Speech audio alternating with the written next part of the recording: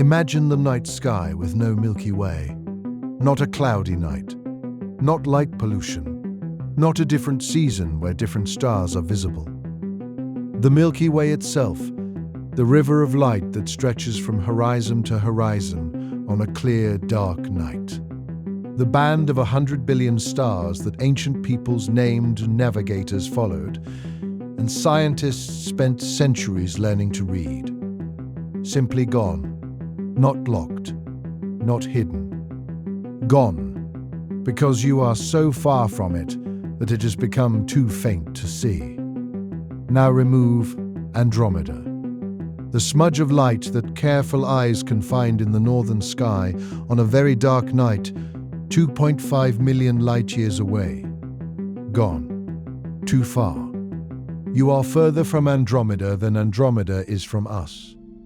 You are in a place where Andromeda is just another invisibly distant thing, indistinguishable from the background, dark.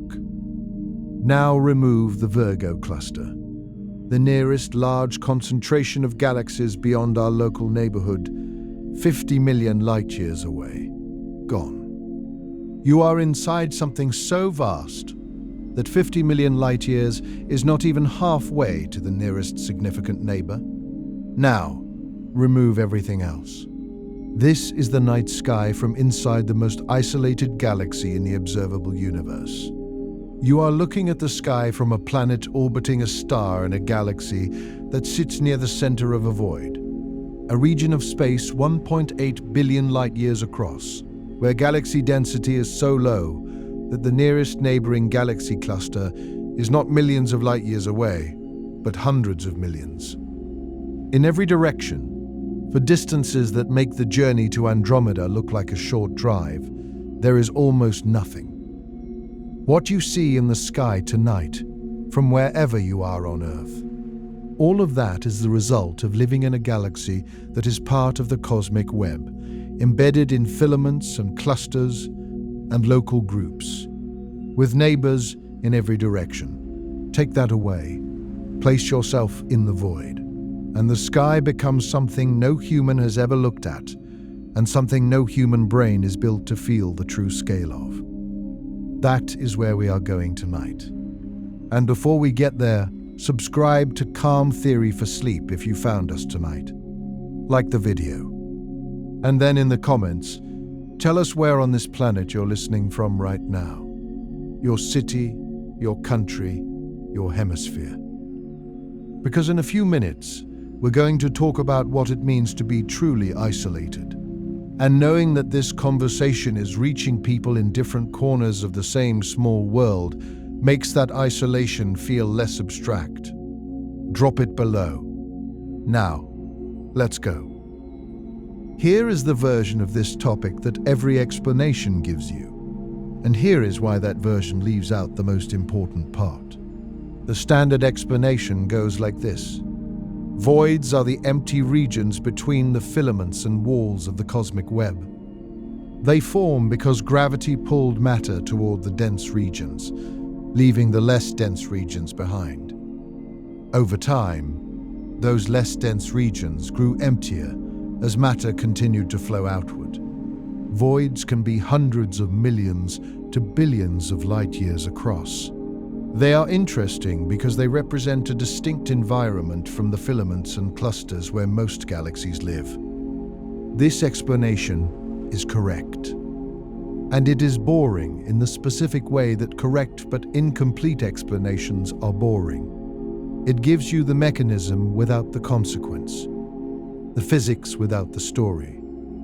Here is what that explanation doesn't tell you. It doesn't tell you that a civilization inside the deepest void might never have developed cosmology. Not because they are less intelligent, but because they would have so little to look at that the questions which drove cosmology, why are some parts of the sky brighter than others? Why do galaxies cluster? What is the large-scale structure of the universe? Would never have occurred to them in the same way. They live in the simplest possible universe, a handful of galaxies, separated by enormous distances in a sea of near-uniform darkness. The cosmic web is invisible from there. The richness and texture of the universe that we can see is hidden from them by their own location.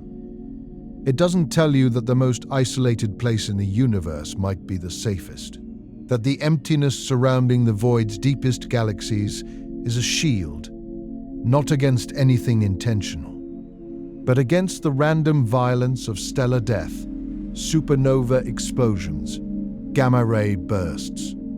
The starburst events that happen when galaxies collide and ignite waves of star formation that flood nearby space with radiation.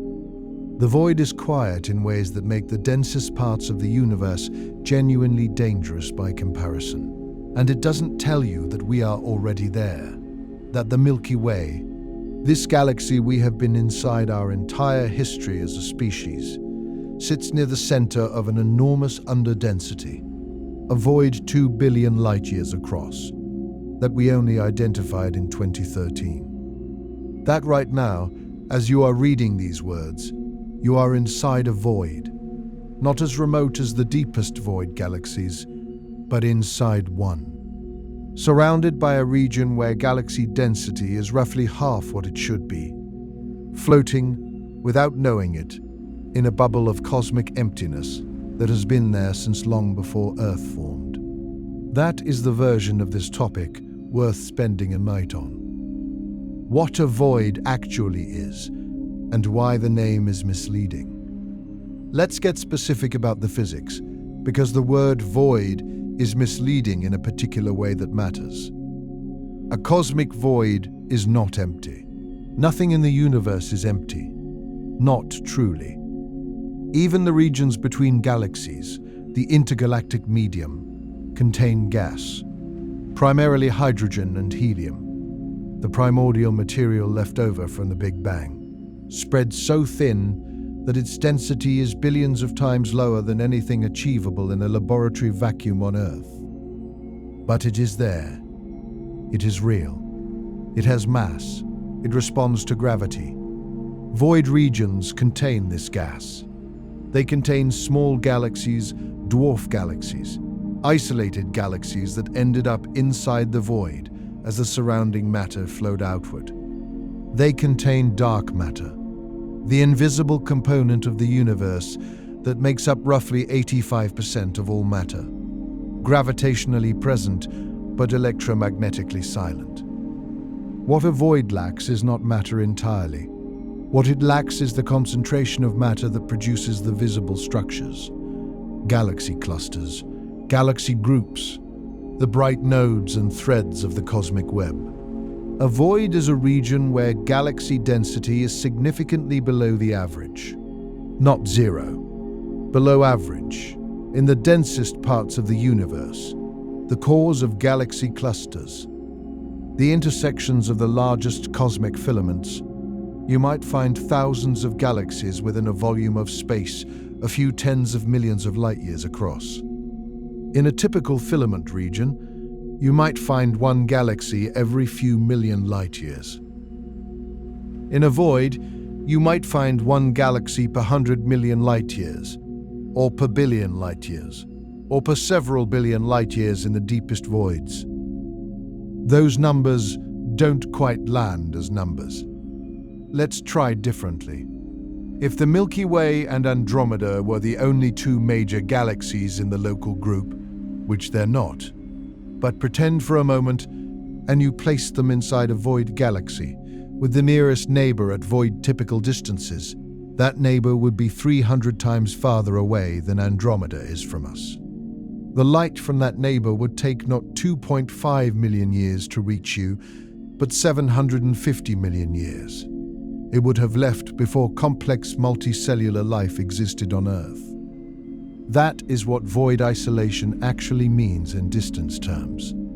And the deepest voids are deeper than that. The Boötes Void, discovered in 1981, and one of the first confirmed large voids, stretches approximately 330 million light-years in diameter. When it was first identified, the survey team found 60 galaxies inside it, where they expected to find roughly 10,000. This was so unexpected, so dramatically empty, that the astronomer Robert Kirshner described it as looking at a hole in the universe. The Boötes Void was nicknamed the Great Nothing, a region of space 330 million light-years across, containing 60 galaxies where the cosmic average would predict 10,000. When the paper was published, there were some in the astronomical community who assumed there had been an error. Not a small error in the numbers, but a fundamental error in the survey. Perhaps entire galaxy populations had been missed. Perhaps the distance estimates were wrong. The void was too large. It broke the intuition of what the universe should look like based on everything theory predicted. Structures this empty were not supposed to be this common, or this large. They were correct that voids of this size should be rare. What they were wrong about was the assumption that rarity meant impossibility. Voids of 300 million light-years exist. We have found them. And then we found larger ones. The Eridanus supervoid, the cold spot, and what it means. In 2004, astronomers analyzing data from the WMAP satellite, a mission designed to map the cosmic microwave background, the afterglow of the Big Bang spread across the entire sky, found something strange in the direction of the constellation Eridanus. A cold spot, not cold in the temperature sense that matters to biology. Cold in the radiation sense. A patch of the CMB, the oldest light in the universe, that was measurably colder than the surrounding sky by approximately 70 microkelvin, 70 millionths of a degree. That sounds negligible. It is not. The CMB's temperature is almost perfectly uniform across the entire sky, varying by only about 1 part in 100,000 across any region. A deviation of 70 microkelvin is significant enough to be detected, significant enough to be anomalous. Significant enough that the chance of it arising from normal statistical variation in the CMB is roughly 1 in 50. Astronomers began trying to explain it.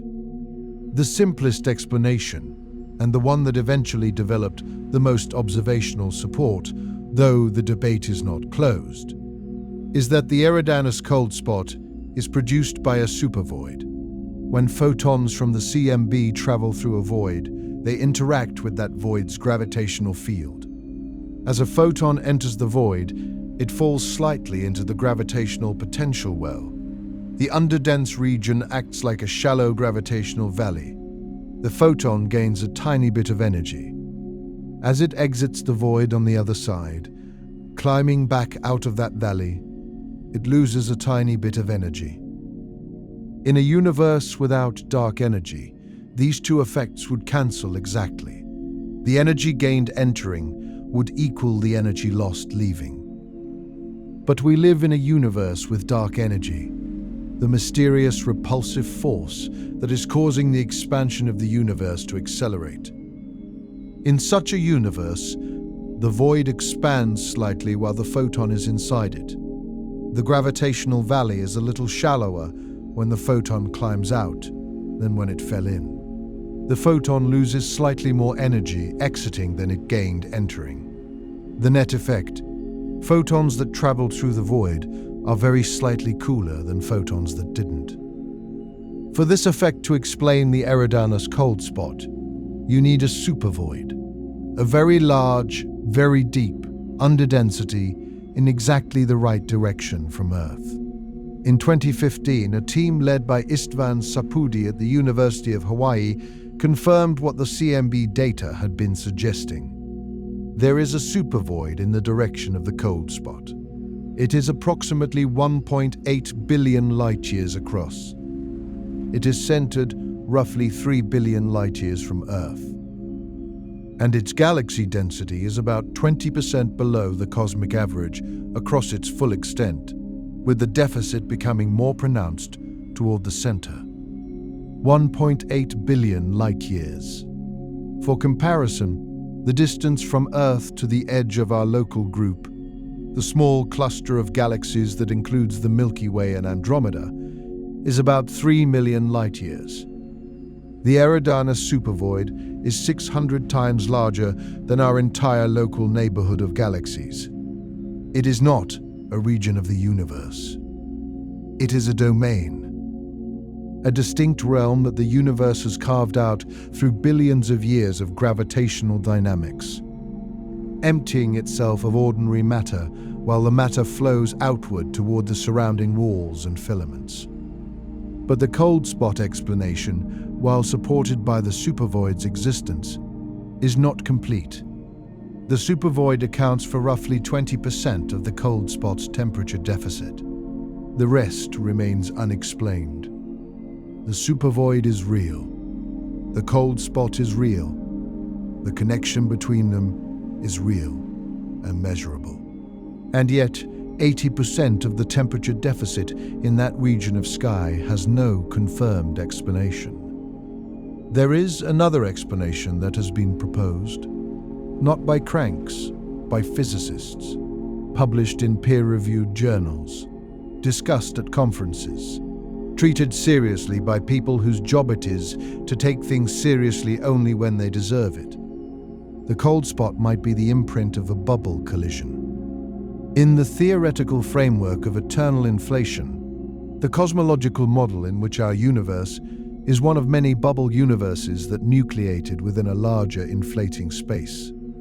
Different bubbles of space-time would occasionally collide, not violently, not in the way two soap bubbles collide and merge, but gravitationally, structurally, leaving an imprint on the geometry of space-time within the collision zone. A bubble collision would produce a circular anomaly in the CMB, a region that is either slightly warmer or slightly cooler than its surroundings, with a distinctive circular boundary and a specific radial temperature profile. The Eridanus cold spot is roughly circular.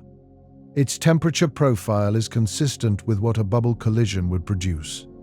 Its boundary is sharper than most CMB anomalies. It is not proof. It is not confirmation. It is consistency, the frustrating middle ground of evidence that doesn't rule something out and doesn't confirm it either. If the cold spot is a bubble collision, then what the Eridanus supervoid physically is, a region of space 1.8 billion light-years across, somewhat emptier than its surroundings, might be the site where our universe touched another universe. The emptiness of the supervoid might be partly a scar, the echo of a contact that happened before the Big Bang was over, before the first stars formed, before the history we know began. We do not know. We may never know. The data needed to distinguish between the supervoid explanation, the bubble collision explanation, and the possibility that the cold spot is just a rare statistical fluctuation will require better instruments than we currently have. What we know is this: there is an anomaly in the oldest light in the universe. It is in the direction of a supervoid 1.8 billion light-years across, and it remains unexplained at the level of precision we can currently measure. That is where the Eridanus supervoid sits in the current state of science. Not solved, not dismissed. Exactly where the most interesting things in science tend to sit. The 60 galaxies. Woe lives in the great nothing. Let's go back to the Boötes Void and spend some time with the 60 galaxies that ended up inside it. These are not 60 galaxies arranged in a neat cluster. They are not huddled together for warmth or gravitational company in the way galaxies tend to cluster when they're in the denser parts of the universe. They are scattered across 330 million light-years of space, loosely, finding each other in their isolation the way any gravitational collection finds itself, not by choice, but by proximity in time. The largest separation between Boötes Void galaxies is still, by cosmic standards, enormous. but it is nothing compared to the separation between the void's interior and its exterior.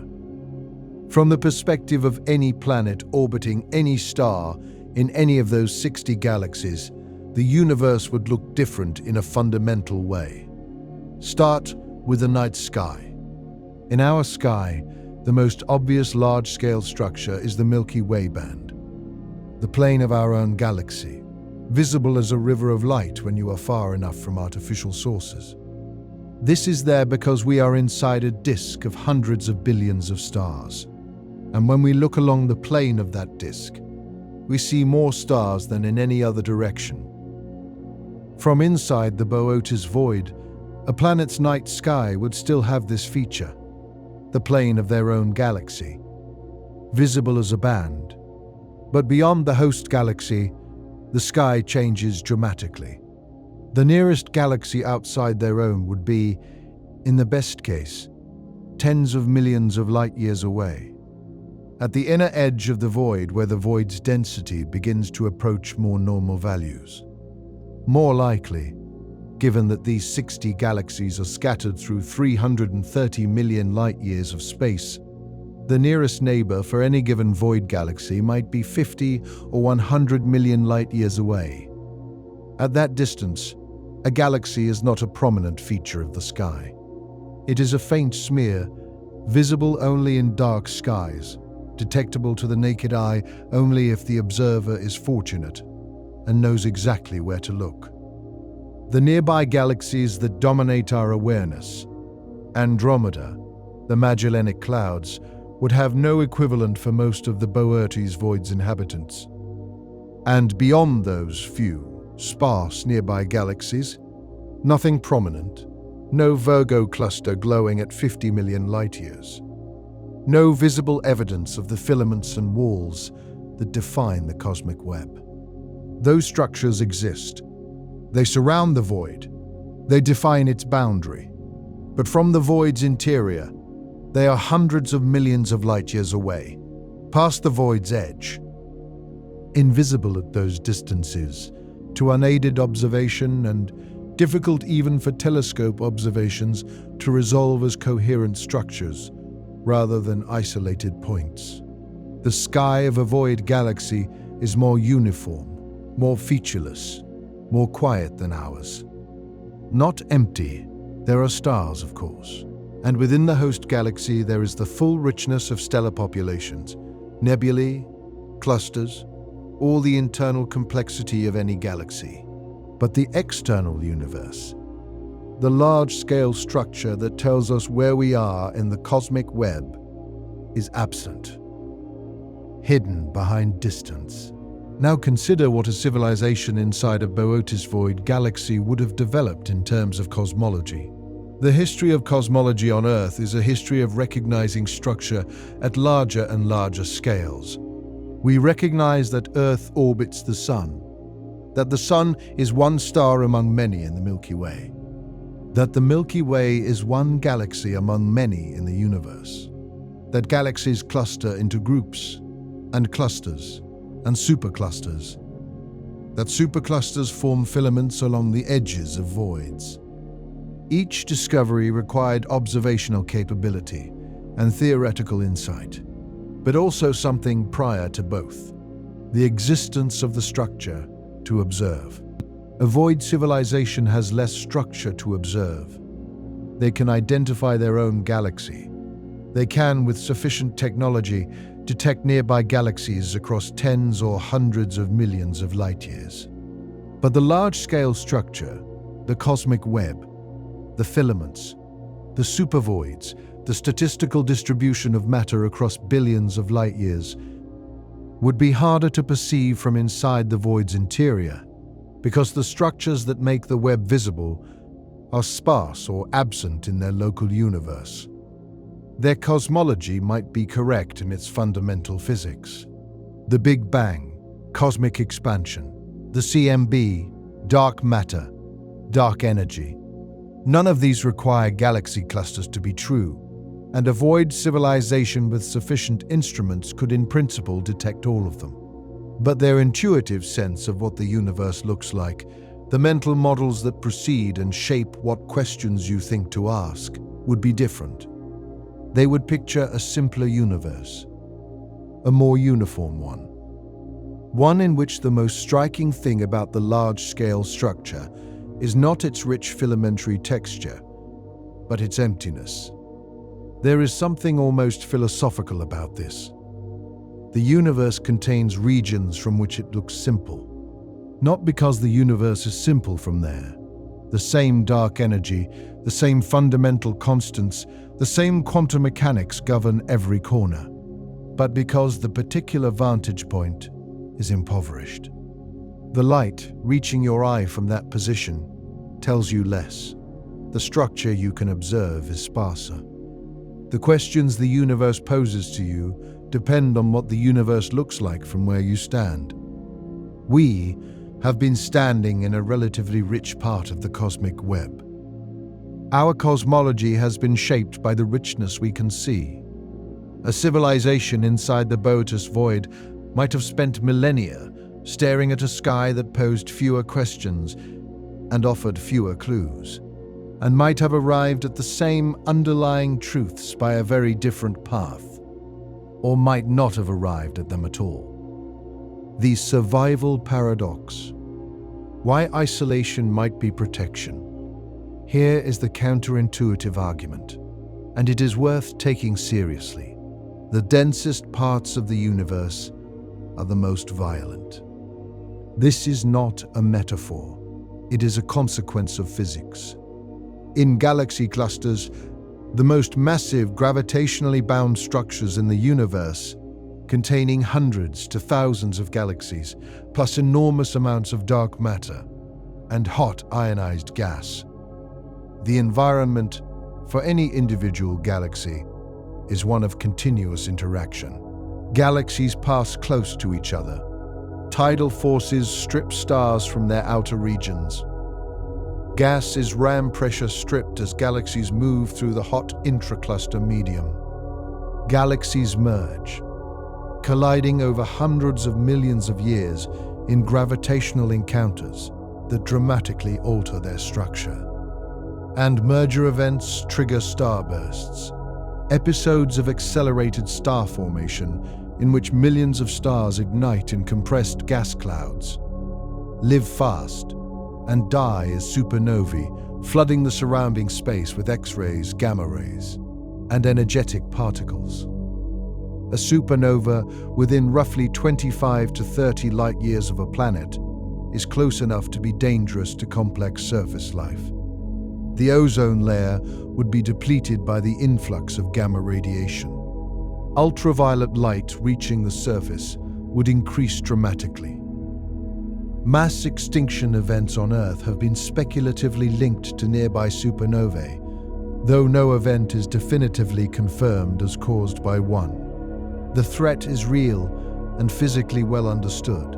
In a dense galaxy cluster, supernova rates are higher than in isolated galaxies, because star formation rates are higher, because the interactions between galaxies trigger that star formation. The environment is noisier, more violent, more dangerous to any chemistry patient enough to be trying to build biology over billions of years.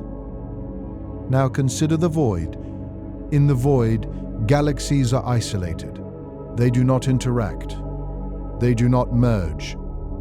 They evolve quietly, governed by their own internal dynamics, rather than by the gravitational chaos of a dense environment. Their star formation rates are lower, their supernova rates lower, their radiation environments more stable and predictable. The space between galaxies, already vastly larger than within a galaxy, is in the void so enormous that even interstellar radiation from distant events is attenuated to negligibility by the time it crosses those distances. A planet in a void galaxy exists in perhaps the quietest radiation environment in the universe, not completely shielded. Cosmic rays still arrive from within the host galaxy, if nowhere else, but shielded from the specific extragalactic radiation events that make dense environments so hazardous. the supernovae happening in distant clusters, the gamma-ray bursts from massive stellar deaths in star-forming galaxies, the energetic output of active galactic nuclei. All of these diminish with distance, and in the void, everything is far away. More than that, the void galaxy itself, evolving without merger events to trigger starburst episodes, likely has a more stable, lower star formation rate. Fewer massive stars per century. Fewer gamma-ray bursts from collapsars. A quieter internal radiation environment. A star orbiting in the outer disk of a void galaxy, in a region of low stellar density, might experience the longest average time between dangerous nearby stellar events of any location in the universe where a star could exist, with planets. This is the survival paradox. The most isolated place in the universe, the place that looks, from outside, like the emptiest and most barren and most inhospitable, might be the most consistently habitable place for complex life over billion-year timescales. Not because there is anything specifically nurturing about a void, but because the very absence of crowding and interaction removes the specific hazards that make dense environments lethal to patient chemistry. Life, if it exists in the void, would be isolated in ways that make our own civilization's isolation feel trivial. It would have no neighbors to observe, no nearby galaxies to study, no evidence of the cosmic web that surrounds it from a billion light-years away. But it would have time. Billions of years of time, in a radiation environment gentler than almost anywhere else in the observable universe, for chemistry to become biology and biology to become complexity. The question of whether life has taken advantage of this is one we cannot currently answer. We cannot observe the planets of void galaxies directly. We cannot detect biosignatures at those distances with any current or near-future technology. The void is too far. But the physics does not forbid life there. The physics might in fact favor it. The KBC void. We are already there. In 2013, 3 astronomers, Ryan Keane, Amy Barger, and Lennox Cowie, published a paper analyzing the distribution of galaxies in our local universe, the region out to about 2 billion light-years from Earth. They were not looking for a void. They were conducting a general survey, mapping galaxy density as a function of distance and direction from our position. What they found was not what they expected. Galaxy density in our local region was systematically below the cosmic average. Not randomly, the kind of random fluctuation you expect and can explain with statistics. Systematically. In every direction, out to distances of roughly 1 billion light-years, there were fewer galaxies than the universe's average density would predict. Then, at around 1 to 1.5 billion light-years, density began increasing, eventually reaching and exceeding the cosmic average at greater distances. This is the signature of a void. Low density at the center, increasing toward the edges, normal density beyond. And the center, the point around which this density deficit was organized, was approximately where the Milky Way sits. They named this structure the KBC void, after their initials. They estimated its diameter at roughly 2 billion light-years, making it one of the largest voids so far identified, at least 6 times the diameter of the Boötes Void. And they placed our galaxy near its center. The galaxy you live in is inside one of the largest known voids in the universe. You have been inside it for the entire existence of your species. Every measurement of the night sky, every telescope observation, every mapping campaign in the history of astronomy has been conducted from inside this bubble of below-average galaxy density. This has an implication that is still being worked out. It might explain the Hubble tension. The Hubble constant is the rate at which the universe is expanding, measured in kilometers per second per megaparsec. It is one of the most fundamental numbers in cosmology, and two different methods of measuring it give two different answers. When astronomers measure it using the cosmic microwave background, looking at the CMB and using our theoretical understanding of the early universe to infer the expansion rate, they get approximately 67.4 kilometers per second per megaparsec. When they measure it using local observations, supernovae, Cepheid variable stars, gravitational lenses, they get approximately 73 kilometers per second per megaparsec. The difference is about 9%. Both measurements are precise. Both are taken seriously. They don't agree. This discrepancy has been called the Hubble tension, and it is one of the most discussed open problems in current cosmology. Many explanations have been proposed. New physics beyond the standard model, modifications to dark energy, measurement errors in one or both methods. The KBC void offers a different explanation. If the Milky Way sits inside an underdense region, then local observations of cosmic expansion might be biased. In a void, where matter density is below average, the local gravitational environment is slightly different from the cosmic average. Expansion could be slightly faster locally. There is less matter to slow it down through gravity, producing a higher local measurement of the Hubble constant than the global average. The CMB measurement, which captures the universe's average expansion rate, would give a lower number. The local measurement, conducted from inside a void, would give a higher one. The KBC void, if real and of the size estimated, could account for at least part of the Hubble tension. Not all of it. The numbers don't work out perfectly, but a significant fraction. The remainder might be explained by additional physics, or by uncertainties in both measurements. This is still contested. Some analyses of galaxy survey data confirm the void's existence at roughly the claimed size. Others find a smaller underdensity or a different structure. The debate is active, the data is improving, and the surveys of the next decade, DESI, the Vera Rubin Observatory, Euclid, will map galaxy density with sufficient precision to settle the question. But consider what it means if the KBC void is real. Every measurement of the universe's expansion rate conducted from Earth might be biased by our location. Our cosmological models, calibrated on local observations, might be subtly miscalibrated because we have been inside a void the entire time.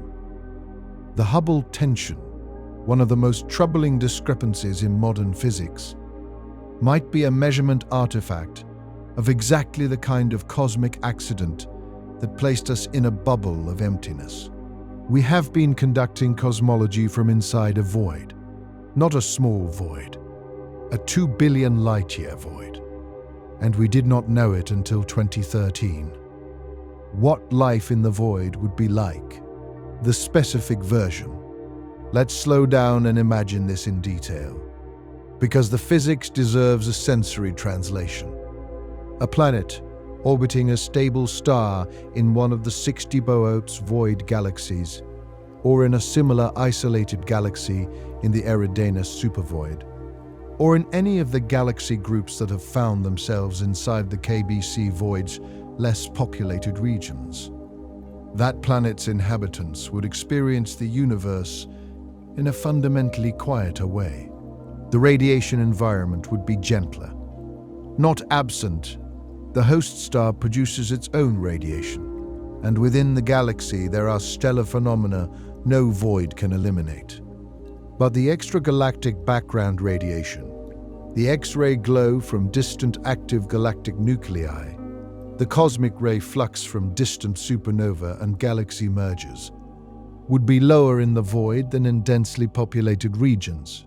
A planet in the void is behind 1 billion light-years of sparse gas, rather than behind 1 billion light-years of increasingly dense clusters. The geology of that planet might be different too, in ways that are subtle but cumulative. One driver of geological activity is tidal heating from close gravitational encounters. Something relevant, mostly at the scale of moons around gas giants, but also relevant at the scale of stellar interactions.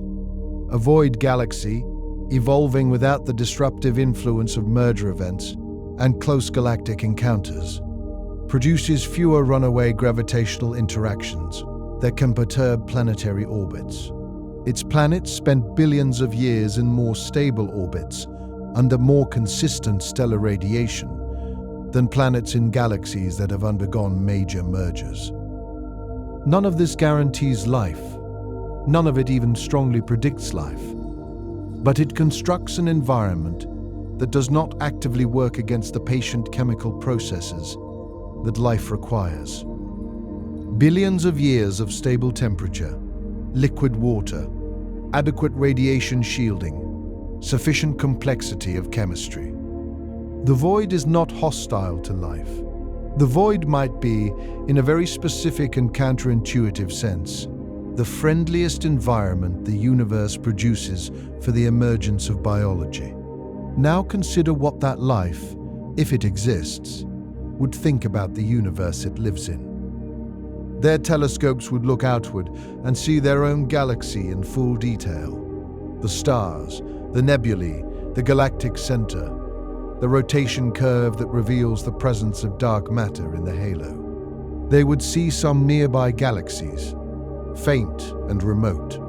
With very powerful instruments, they might detect the walls of the void that surrounds them. The denser regions, hundreds of millions of light-years away, where galaxy clusters glow more brightly than the void's interior. But the intuitive sense of the universe, the thing you feel before you work out the theory, would be of a simpler cosmos. Theirs is not a universe that announces itself with the dense, spectacular filaments of the cosmic web. It is a universe that whispers, that is mostly quiet, that offers far fewer nearby examples to study and compare. Their science of cosmic structure might be centuries behind ours in its development of the large-scale picture. Not because their scientists are less capable, but because the universe they are observing has given them fewer clues. The cosmic web, the most dramatic large-scale structure in the universe, is visible to us partly because we are close enough to some of its features. The Virgo cluster, the Perseus cluster, the Shapley supercluster, to see them clearly. From deep inside the Boötes Void, those features are behind the void's walls, across hundreds of millions of light-years of tenuous gas. They are there, but they are not present. A void civilization might have developed physics equally rigorous, equally correct. They might have the same quantum mechanics, the same general relativity, the same thermodynamics. But their picture of the universe's large-scale structure might have a crucial gap where we have knowledge, because the universe has shown them less. And this runs in both directions. They might understand something about isolation, about the long-term dynamics of galaxies in sparse environments, about the physics of systems that have never merged with a comparable mass. Things that we, living in the active local group where a major merger is approaching, have not had the opportunity to study from the inside. The contact problem, the silence of the void. There is a dimension of the Boötes Void that intersects with the Fermi paradox in a way that is rarely discussed. The Fermi paradox asks, if intelligent life is common in the universe, where is everybody? Why haven't we detected radio signals, megastructures, any sign of other technological civilizations? One of the standard proposed answers is that space is simply too large. signals are too weak, and we haven't been listening long enough with sensitive enough instruments. In the void, this answer becomes even more overwhelming than it is in normal cosmic regions. A civilization in the Boötes Void, broadcasting radio signals at the same power as our own planetary leakage, would be producing a signal that spreads outward at the speed of light. In 100 years of broadcasting, the same duration we have been detectable, their signals would have covered a sphere 100 light-years in radius, the nearest galaxy to their own. Even assuming it is one of their closest void neighbors at perhaps 50 million light-years, is 500,000 times farther away than the leading edge of their broadcast sphere. Their signals haven't reached anything, not because they haven't been broadcasting long enough, but because the void is so large that the speed of light is a laughably inadequate vehicle for crossing it on civilizational timescales. To reach the void's nearest external neighbors, the galaxy clusters at the void's boundary, a radio signal from a Boötes Void civilization would need to travel for hundreds of millions of years. The civilization that sent it would have to be not centuries old, but hundreds of millions of years old, and broadcasting continuously for the signal to have reached even the void's edge by now. And we, observing from inside the KBC void, are ourselves behind another bubble of underdensity. Our signals travel outward through a void, then through the void's walls, and then into the cosmic web beyond. The signals that have reached the Eridanus supervoid's inhabited galaxies, if any exist, are still 3 billion years short of their destination. This is a different kind of silence from the Fermi paradox silence, not the silence of civilizations that don't exist, or that have gone quiet, or that are deliberately hiding. The silence of voids is the silence of distance so extreme that contact is not merely difficult, but genuinely impossible on any civilizational timescale, using the physics we understand. Two civilizations, one in the Boötes Void and one in our local group, could each broadcast at maximum technological capacity for 1 billion years and still not have reached each other. The universe is not hiding the void's civilizations from us. It is simply too large in that specific direction for any signal to have arrived yet. The void is not a dark forest. It is a continent of silence so wide that the idea of crossing it with radio waves is less a technical challenge than a category error, like trying to measure the Sahara with a ruler 1 millimeter long. The void civilizations, if they exist, may be screaming into the dark. We cannot hear them. We may never hear them. Not because they are not there, but because the physics of signal propagation through billion light-year voids means that their voice, traveling at the speed of light, has not yet crossed a fraction of the distance to our instruments. The thing nobody has said about this, let me say the thing that most discussions of voids don't get around to saying, because it requires holding two ideas simultaneously that feel like they should cancel each other out. The most isolated place in the universe might be the best place to be alive, not the most likely place for life to arise. That question depends on factors we don't fully understand. Not the most likely place for complexity to develop. That depends on the specific chemistry and geology of specific planets. But the best place, in terms of the stability and continuity of the conditions that life, once it arises, needs to persist and to have time. Time is the one thing that biology requires more than anything else. Evolution is slow. The development of complexity from single cells to multicellular organisms took billions of years on Earth. Intelligence has existed for a tiny fraction of Earth's history. Technological civilization for a tiny fraction of that. The process is patient to a degree that is difficult to communicate without understatement. The universe's densest regions are not patient. They are active, violent, continuously reorganized by the mergers and interactions of galaxies. The starbursts those interactions trigger, the radiation those starbursts produce. They offer tremendous richness in terms of chemistry. Heavy elements are produced and dispersed more rapidly in high star formation environments. But they are restless. Planets there are subjected to more frequent disruptions. The void is patient. It is slow. It is quiet in the ways that matter for biology. If life arose in a void galaxy 1 billion years ago and has been evolving undisturbed since then, it has had an uninterrupted billion years. No merger events, no nearby starburst, no sudden influx of X-ray luminosity from an active galactic nucleus lighting up in a neighbor galaxy 30 million light-years away. In a billion years of uninterrupted biological evolution, the level of complexity that could develop is beyond anything we can estimate. We have only one example of complexity developing over time, and that example is us. But the evidence of our example is that time, given a starting point of sufficient chemical richness, produces astonishing things. A void civilization with a billion years of head start on us, which is a plausible scenario given the void's extreme stability, would be a civilization so advanced that the concept of technological comparison becomes meaningless. They would not have radio telescopes. They would have whatever comes 10,000 generations of technological development after radio telescopes.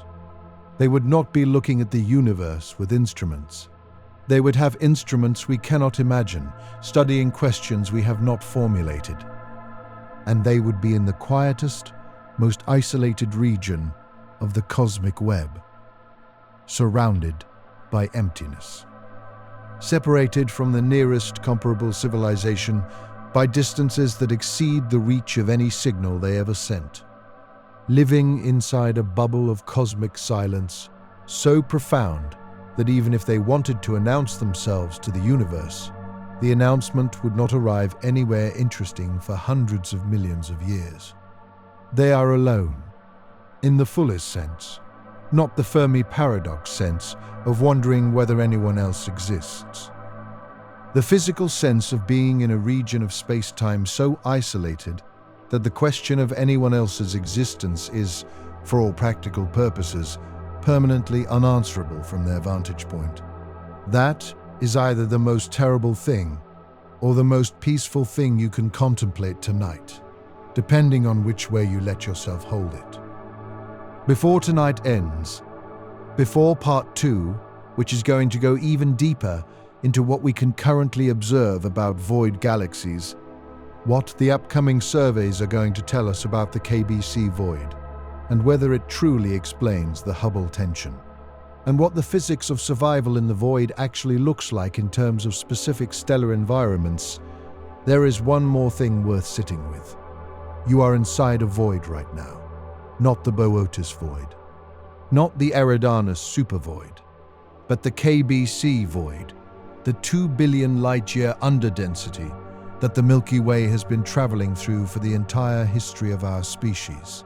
The galaxy density around us, out to roughly 1 billion light-years in every direction, is about half what it should be.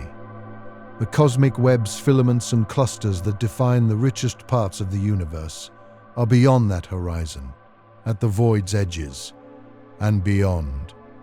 Every astronomer who has ever lived has conducted their work from inside this void, without knowing it until 11 years ago.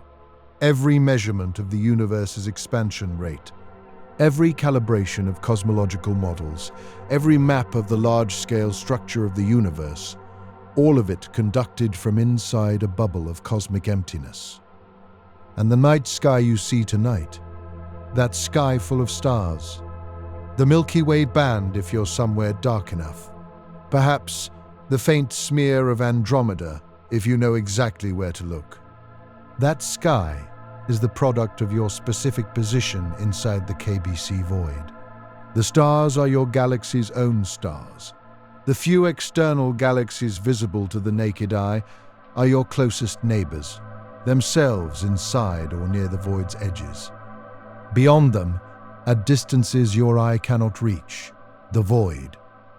A billion light years in every direction of below-average galaxy density. And then, at the void's walls, the cosmic web begins. The filaments light up, the clusters concentrate.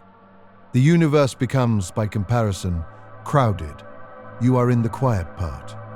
And somewhere, in the deepest quiet of the largest voids, in the centers of the Boötes Void, in the heart of the Eridanus supervoid, there are galaxies so remote that their inhabitants have never seen anything like the night sky above you tonight. So remote that their signals will not reach us for hundreds of millions of years, if they are sending any. So remote that the question of whether they exist is one we might never be able to answer. But the physics says they could be there. The physics says the void is old enough and quiet enough and stable enough that if life arose there, it has had more uninterrupted time to develop than almost anywhere else. We are in the void. They might be in a deeper void, and between us, the most profound silence in the universe. Let's talk about what that silence actually sounds like, not metaphorically, in the precise physical, measurable sense. The universe has a background hum. You may have heard it referred to as the cosmic microwave background.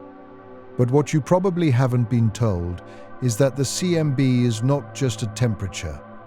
It is a bath, a continuous wash of photons arriving at Earth from every direction simultaneously. The remnant heat of the Big Bang cooling for 13.8 billion years. Now so attenuated that its peak wavelength sits in the microwave range, invisible to human senses, but physically real. Those photons are striking your body right now. They have been striking every surface on Earth since Earth formed. They will continue striking the last rock on the last barren world, in the last galaxy, until the universe is cold enough that even they lose meaning. Inside a void, this bath is the same. The CMB is cosmological. It fills all of space equally, a true background, not a property of local density.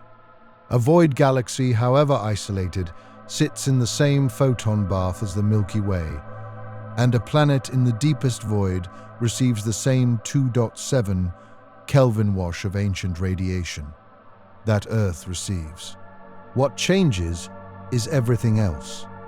The extragalactic background light, the integrated glow of all the galaxies in the observable universe, is slightly lower in a void, not dramatically.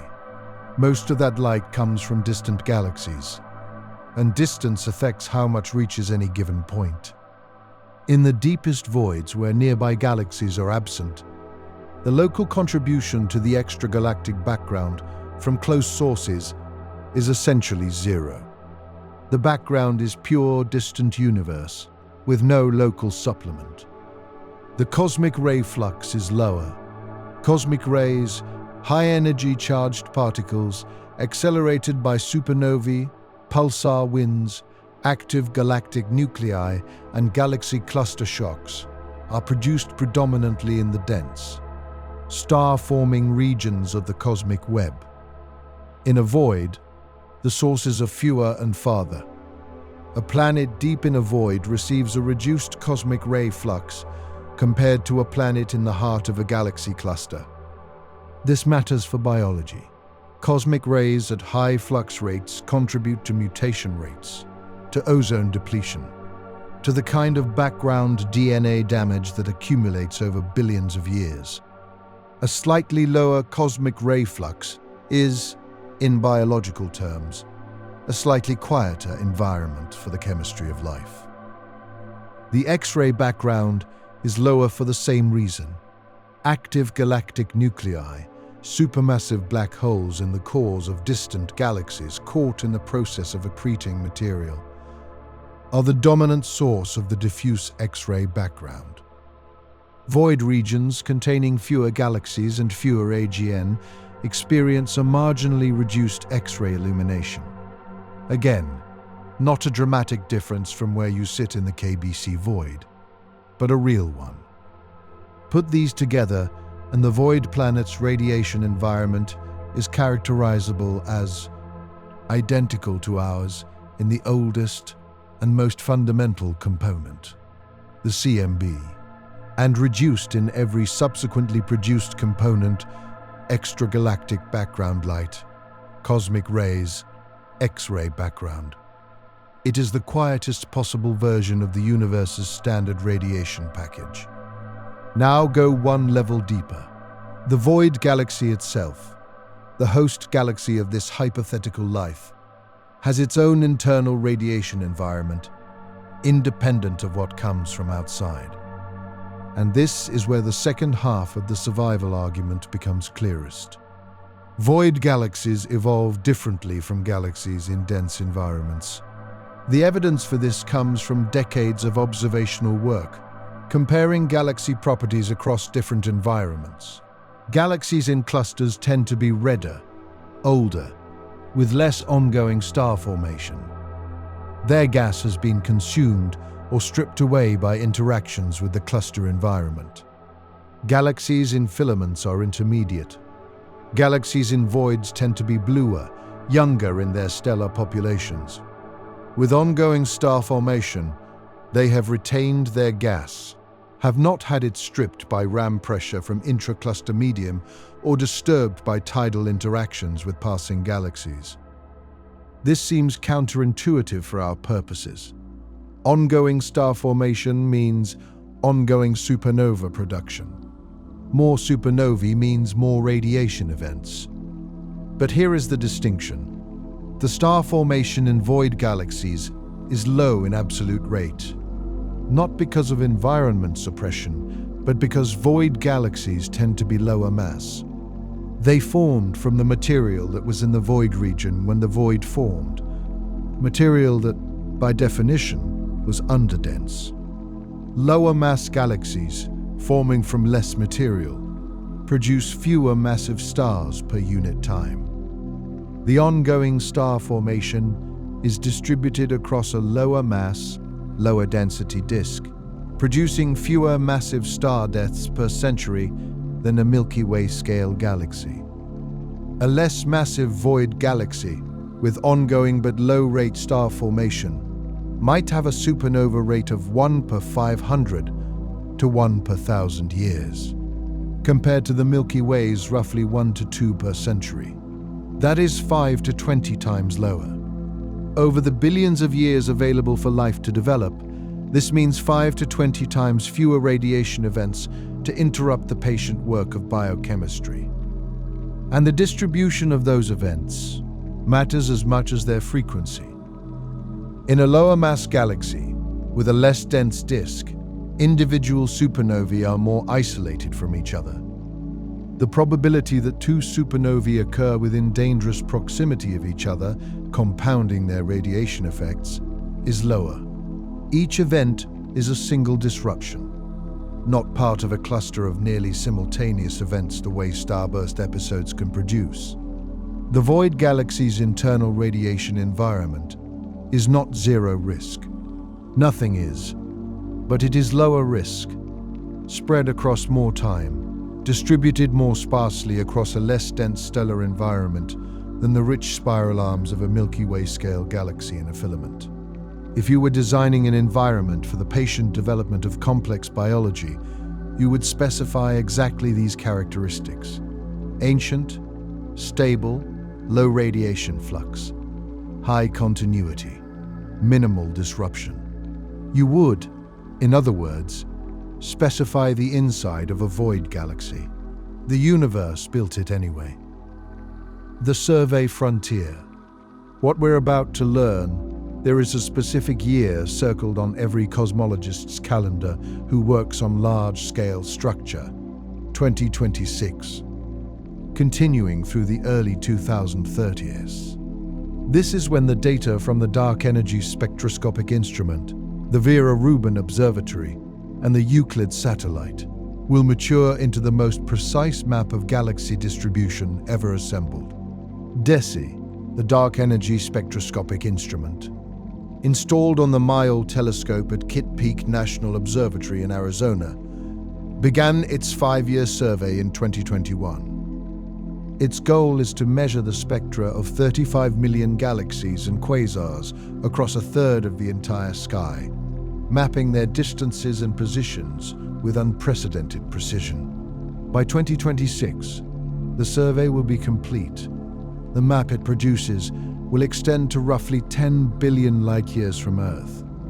Not deep enough to directly observe the void epoch of the early universe, but deep enough to map the current large-scale structure in extraordinary detail. For the question of cosmic voids specifically, DESI's data will be transformative. Current void catalogues are compiled from surveys with limited sky coverage and limited spectroscopic completeness. Not every galaxy in a given region has been observed, which means the void boundaries are somewhat uncertain. The internal structure of voids is undersampled, and the statistical properties of void populations are based on relatively small samples. DESI's complete spectroscopic coverage will fill these gaps. The KBC void is directly in DESI's survey volume. The question of whether our local underdensity is as large and as deep as the 2013 analysis suggested will be answered definitively. If confirmed at the claimed size, 2 billion light-years in diameter, roughly half the average galaxy density at center, the cosmological implications will be significant and will need to be incorporated into every subsequent calibration of the Hubble constant and dark energy parameters. If the void is smaller or shallower than claimed, that too is an answer, constraining the parameter space of explanations for the Hubble tension and forcing the search for alternatives. The Vera-Rubin Observatory, currently completing commissioning in Chile and beginning science operations in 2025, with full survey operations ramping up through 2026, is designed for a different kind of observation. Where DESI measures spectra, wavelength by wavelength decomposition of galaxy light, Rubin images continuously, photographing the full southern sky every few nights with an 8.4-meter telescope and a 3.2 gigapixel camera. It will detect roughly 20 billion astronomical objects over its 10-year survey, including galaxy populations fainter and more distant than any previous ground-based survey. For void science, Rubin provides photometric redshifts, distance estimates for billions of galaxies based on color rather than full spectrum, which are less precise individually than DESI's spectroscopic redshifts, but enormously more numerous. The statistical power of billions of galaxy distances, even at reduced individual precision, exceeds what can be done with millions of precise measurements in many applications. Rubin's void catalog will be the largest ever assembled, spanning essentially the full observable universe accessible from Earth's surface. The Euclid satellite, launched by the European Space Agency in 2023 and now in science operations, observes from space at visible and near-infrared wavelengths. It will map the shapes and positions of roughly 1.5 billion galaxies across 15,000 square degrees of sky, about a third of the full sky, to distances of roughly 10 billion light-years. Its galaxy shape measurements enable weak gravitational lensing analysis. The subtle distortion of background galaxy images by foreground mass tells you where matter is concentrated, including dark matter that galaxies don't trace directly. For the Eridanus supervoid specifically, Euclid's lensing maps will tell us whether the underdensity in galaxy counts corresponds to a genuine underdensity in total mass, including dark matter, or whether the galaxy distribution is anomalous for other reasons. If the mass underdensity is confirmed, the CMB cold spot's temperature deficit is more likely explained by the supervoid mechanism. If mass density is normal despite the galaxy count deficit, something else is happening, possibly a bias in how void galaxies form and can be detected, possibly something else entirely. The next 5 years will not answer every question about cosmic voids, but they will settle several of the most fundamental ones. How large is the KBC void? Does it explain the Hubble tension? Is the Eridanus supervoid's mass genuinely deficient? And by how much? How common are voids the size of Boötes at the observed depth? What is the galaxy density profile inside the deepest known voids? And what does that tell us about the processes that emptied them? These are questions that have been technically out of reach for decades. The instruments coming online now were designed in part to answer them. The void galaxies we can actually study. The Boötes Void's 60 galaxies are not all identical. They are not all isolated from each other equally. When the void was first mapped in detail and its interior galaxies catalogued, astronomers noticed that the void's inhabitants were not randomly distributed through its volume. They showed hints of structure even within the void, loose chains, faint filamentary arrangements. The gravitational instability that built the cosmic web was working inside the void too, on a diminished scale, with less material, producing attenuated versions of the same structures that dominate the universe's denser regions. Several of the void's galaxies have been studied individually. They tend to be blue, actively forming stars, consistent with gas-rich, undisturbed environments. They tend to be lower in mass than a typical galaxy in a filament, and they tend to show less evidence of past merger events in their morphology. Smoother disks, less disturbed stellar distributions. Fewer of the tidal features and asymmetric structures that mark a galaxy that has experienced gravitational encounters with neighbors. This is confirmation of what the physics predicts. A galaxy that has spent billions of years in a void, without the gravitational harassment of close neighbors, without merger events, without ram pressure stripping from a cluster medium, looks different from a galaxy that has spent those same billions of years in a busy cluster environment. The void galaxy wears its history of quiet on its face. One specific galaxy in the Boötes Void that has received some observational attention is SDSS J143052, 56 plus 520,034. 8. The designation is a set of sky coordinates more than a name, which tells you something about how often these objects get press.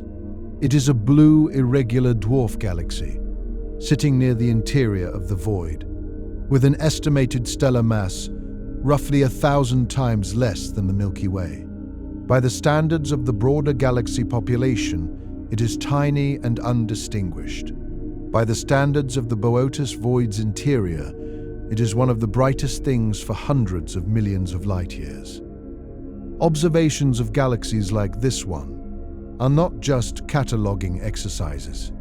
They provide tests of cosmological predictions, the standard model of cosmology, implemented in hydrodynamic simulations that model the universe's evolution from near-uniform initial conditions to its current structure, predicts specific properties for void galaxies.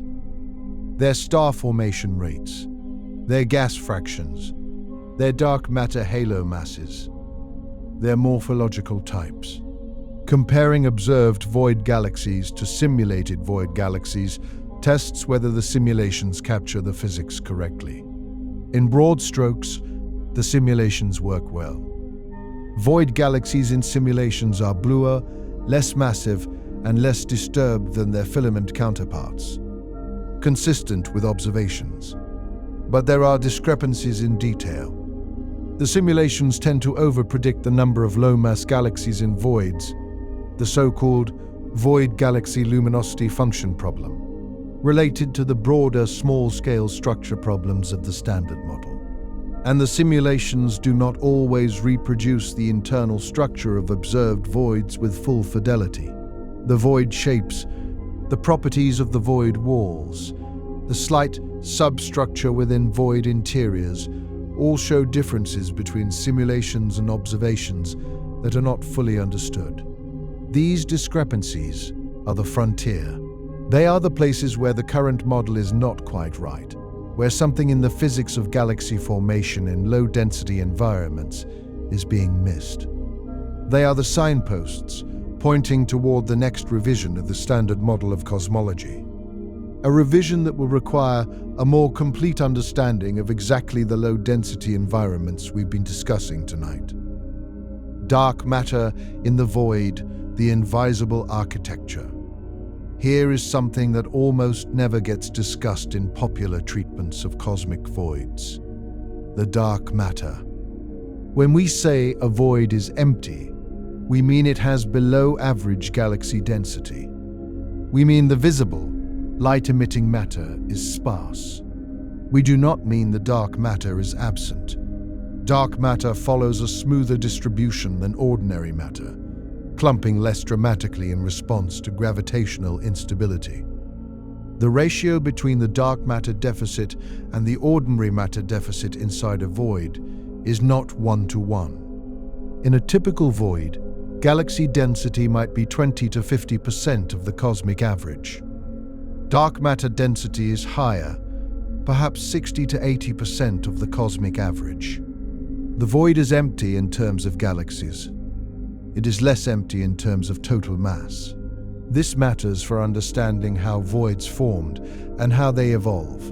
The dark matter in a void does not just sit there passively. It responds to the gravitational field of the surrounding universe, which is organized by the same dark matter that fills the filaments and clusters at the void's edges. The void's dark matter is being pulled toward those overdense regions, slowly flowing outward across billions of years, contributing to the void's gradual deepening as matter redistributes itself on the largest scales. This outward flow has a measurable consequence. Galaxies inside the void experience a net outward push from the large-scale gravitational field. The overdense structures outside the void pull on the void's interior, and from the perspective of a galaxy sitting inside, the nearest massive structures are all at the void's edge, pulling outward. The void's galaxies are therefore not stationary. They are drifting slowly toward the void's walls, carried by the gradient of the surrounding gravitational field. Over billions of years, the void empties further. Its interior becomes progressively more underdense as the galaxies originally inside drift toward the walls, and as the walls themselves grow denser by accreting that material. The void becomes more void over time, not less. This has a specific implication for any life inside the void. The galaxy it lives in is moving. Slowly, the velocities involved are hundreds of kilometers per second. The distances involved are hundreds of millions of light years, so the motion is imperceptible on any civilizational timescale. But over billions of years, a galaxy that was in the void's interior will approach the void's edge. At the edge, galaxy density rises. Encounters with other galaxies become possible. The quiet isolation of the void's interior gradually yields to the noisier dynamics of the void's wall region. A void civilization, evolving in the interior for billions of years, would eventually find its galaxy approaching the wall. Not suddenly, not violently. Over timescales of billions of years, the surroundings would change. New galaxies would appear at the limits of detection. The external sky, so sparse for billions of years, would slowly fill. The universe would seem, over geological timescales, to be growing more populated. From the perspective of the void civilization, it would be as though the universe itself was waking up. Other galaxies, invisible for the entirety of their history, would begin to appear as the void carried them toward the wall. The profound isolation of their origin would yield, over eons, to something approaching the conditions in the normal cosmic web.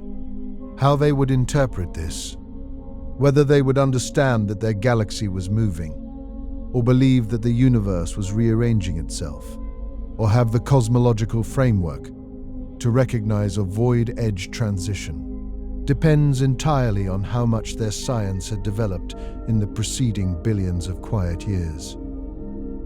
The specific physics of finding life in a void. Let's be direct about what the instruments of the coming decade can and cannot tell us about life in void galaxies. They cannot detect life directly. The distances involved are too great for any biosignature measurement. A planet producing oxygen and methane in the Boötes Void, 700 million light-years away, is producing a biosignature signal that falls off with the square of distance.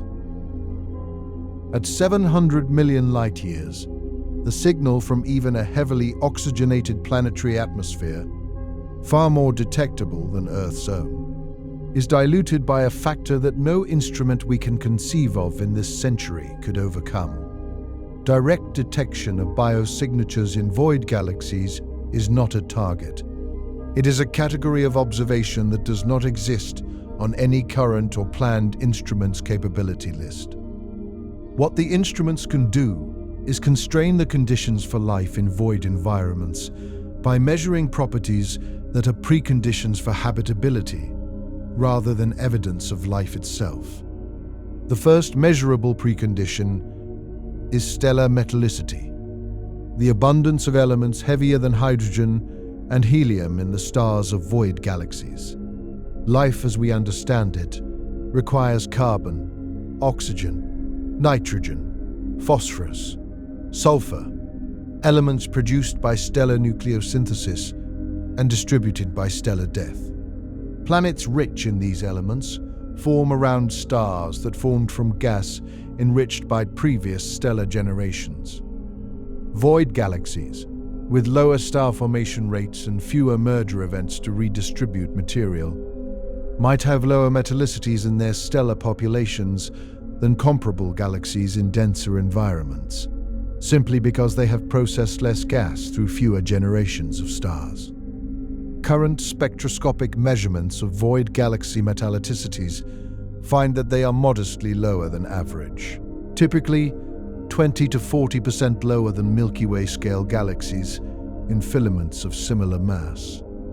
Not dramatically lower, not low enough to preclude rocky planet formation or the emergence of carbon-based chemistry, but lower, meaning the raw material for life is somewhat less abundant, and the planets of void galaxies start with slightly smaller inventories of the heavy elements that complex chemistry requires. The second measurable precondition is stellar age distribution, how old the stars in void galaxies are. Older stars, around which planets have had more time to develop complex chemistry, are more relevant to the emergence of complex life. Void galaxies, with their ongoing but low-rate star formation, have mixed stellar age distributions. Some old stars from early formation epochs, some younger stars from the continued low-level star formation. This is broadly favorable, a mix of old, stable low-mass stars, the most long-lived and therefore the most time for life to develop, with a relatively small ongoing population of short-lived massive stars. The third measurable precondition is disk stability. A galaxy disk that maintains coherent structure over billions of years provides a stable environment for star-planet systems to evolve.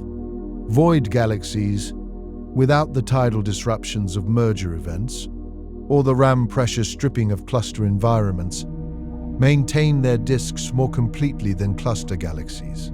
Their outer disks, which would be stripped away in a cluster, are intact. Their internal kinematics are less disturbed. They are, in structural terms, the most stable, long-lived galactic environments the universe produces. These three measurable properties, metallicity, stellar age, disk stability, collectively paint a picture consistent with what we said about the survival paradox. Not the richest environment, but possibly the most stable. Not the highest concentration of life-building materials, but the best preserved conditions for using those materials over the longest available time. The upcoming surveys will measure all three of these properties for void galaxy populations at a statistical level impossible before.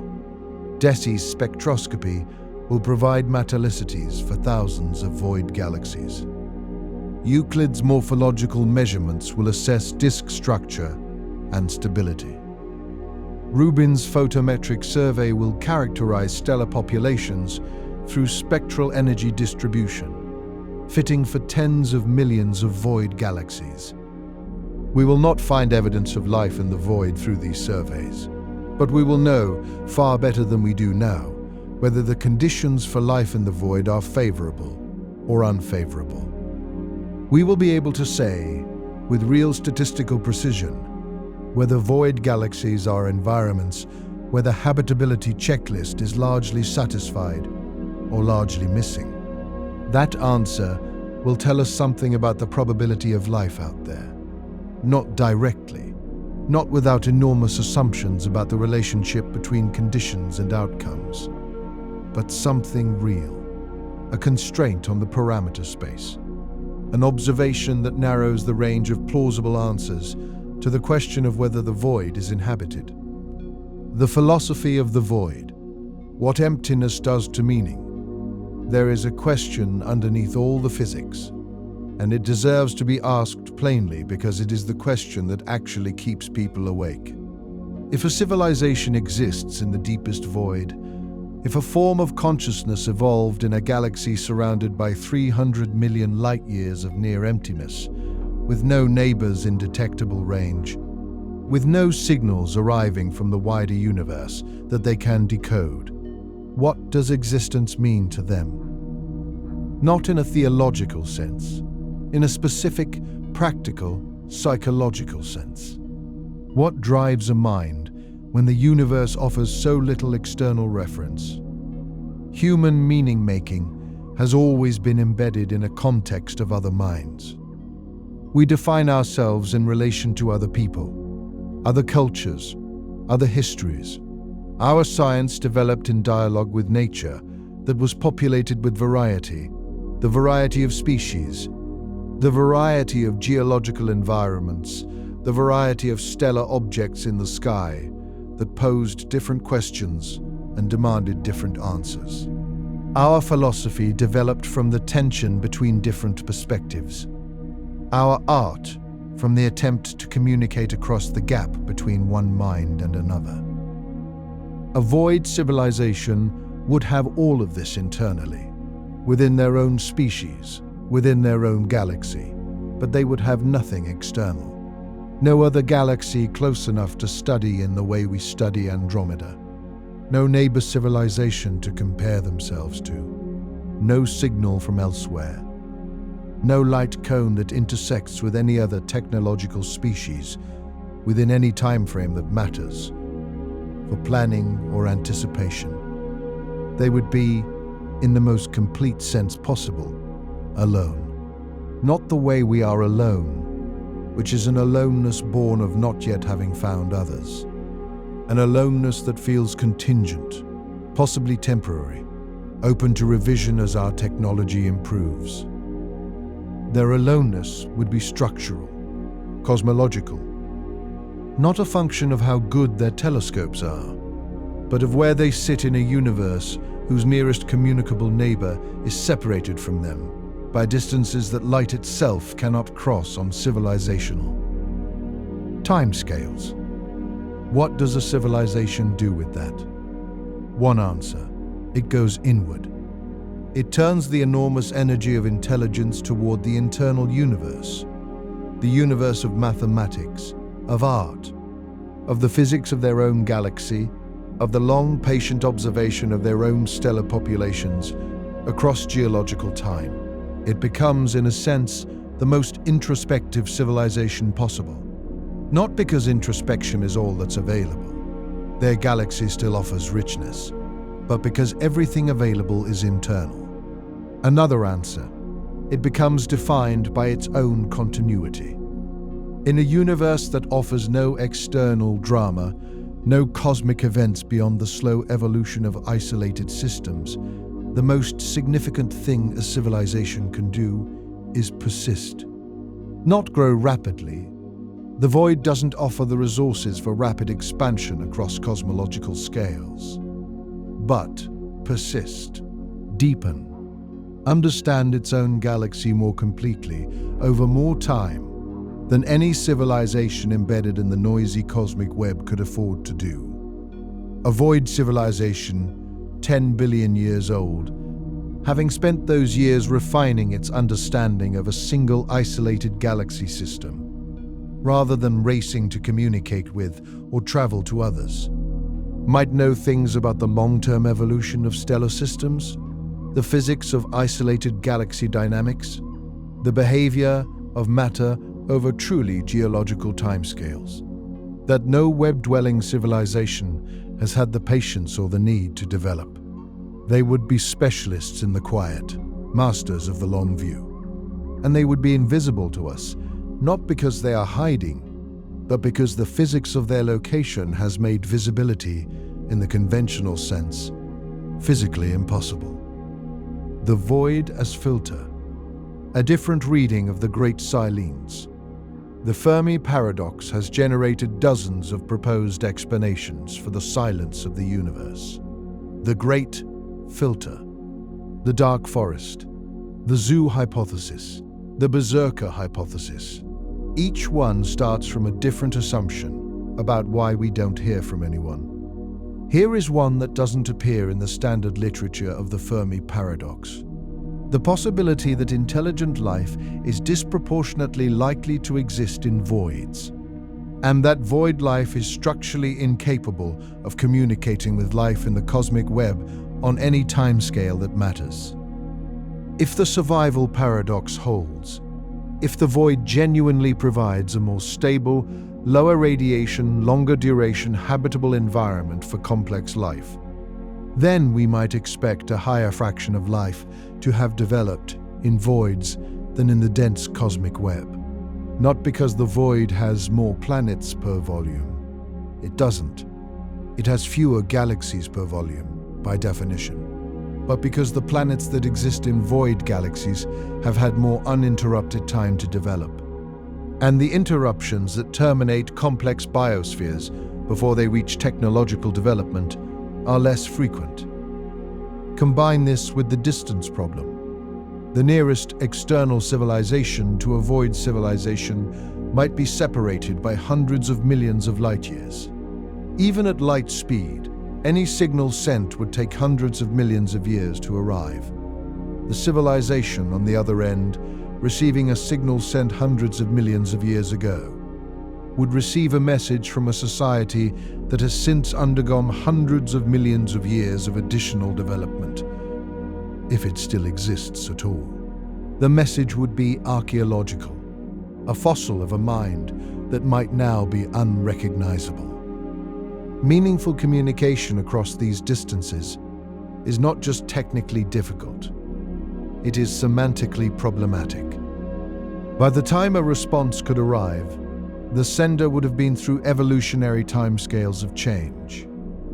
The conversation would be impossible not because the technology isn't there, but because the timescales of transmission dwarf the timescales of civilizational identity. A void civilization might have come to terms with this conclusion early in its development. They sent signals, or they calculated that signals were pointless.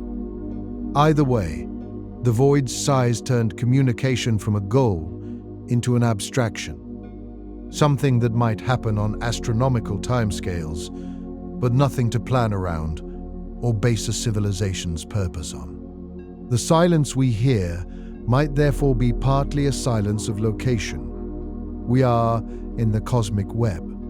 If the most common location for complex life is in voids, the quieter, more patient regions, then we are in the noisiest, most disrupted region, surrounded by a cosmic web full of starbursts and AGN and merger events. And the civilizations most likely to exist are in the opposite kind of place, separated from us by the most profound silences the universe produces. We are not in the right place to hear the universe's most likely inhabitants. They are not in the right place to hear us. The silence is not a mystery. It is a consequence of geography. What happens when the void ends? The void does not last forever. Nothing in the universe is stable over all timescales. As dark energy continues to accelerate cosmic expansion, the universe's large-scale structure does something specific. It freezes. The filaments and walls of the cosmic web, which formed by gravitational collapse over the universe's first several billion years, are themselves subject to dark energy's influence at the largest scales. As dark energy drives the expansion faster and faster, the gravitational forces that would otherwise pull more material into the filaments become less effective at large enough distances. The cosmic web stops growing at scales above a certain threshold. Smaller scales, galaxy clusters, individual filaments continue to evolve gravitationally. But the web's largest features are already reaching their maximum development. The voids, correspondingly, stop deepening. They approach their maximum emptiness. The outward flow of galaxies toward the walls slows and eventually halts as dark energy overcomes gravity on the scales relevant to void evolution. The void's interior becomes as empty as it will ever get, and then stays that way. On the timescale of tens to hundreds of billions of years, roughly 10 times the current age of the universe, the void galaxies that haven't yet reached the walls will remain in the interior indefinitely. The expansion will carry them further from each other, because cosmic expansion stretches all distances that aren't gravitationally bound.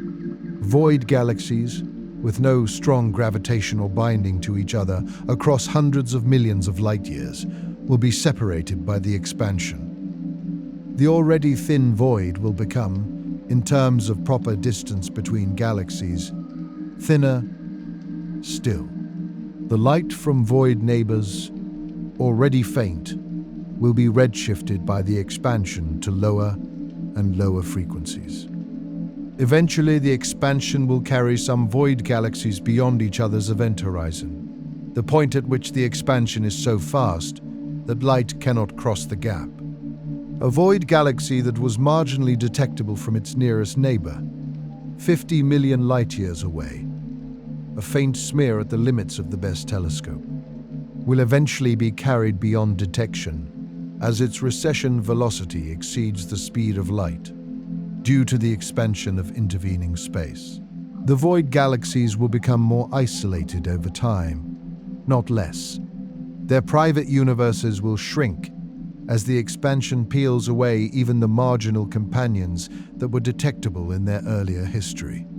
A void civilization that began its existence in a galaxy with a handful of detectable neighbors will, if it lasts long enough, watch those neighbors fade and disappear. Not die, just recede beyond the horizon, their light redshifted to undetectable frequencies, their positions known by inference and memory, but no longer accessible by observation. The universe will perform for void civilizations the most elegant demonstration of dark energy's ultimate effect. Complete isolation, enforced by physics, permanent on any meaningful timescale. The mirror, what we look like from the void. There is one final perspective worth taking tonight, because it is the one that changes how you see the sky above you most completely. Consider what the Milky Way looks like from the interior of the Boötes Void. The Milky Way is approximately 700 million light-years from the center of the Boötes Void. At that distance, the Milky Way is not a river of light across the sky. It is a point, a faint, barely resolvable smear of photons, indistinguishable to any but the most precise instruments from any other distant galaxy in the same field of view.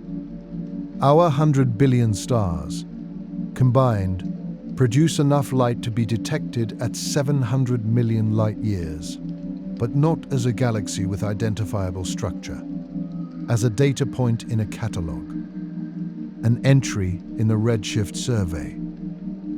If a Boötes Void astronomer were conducting a survey of distant galaxies, trying to understand the distribution of matter in the universe surrounding their own galaxy, they might detect the Milky Way. It would appear in their data as a small, bluish galaxy at a specific redshift, one of many thousands of similar objects in the catalogue. They would give it a catalogue designation. They would note its color, its apparent size, its estimated mass. They would move on to the next object. They would not know that inside that tiny smear of light, there is a star orbiting at 26,000 light-years from the center, and around that star a planet. And on that planet, a species that has been sending radio waves into space for about a century. They would not know about the Andromeda collision, on schedule for 4.5 billion years from now. They would not know about the questions we are asking about the Boötes Void. The questions that include whether anyone is there asking questions back.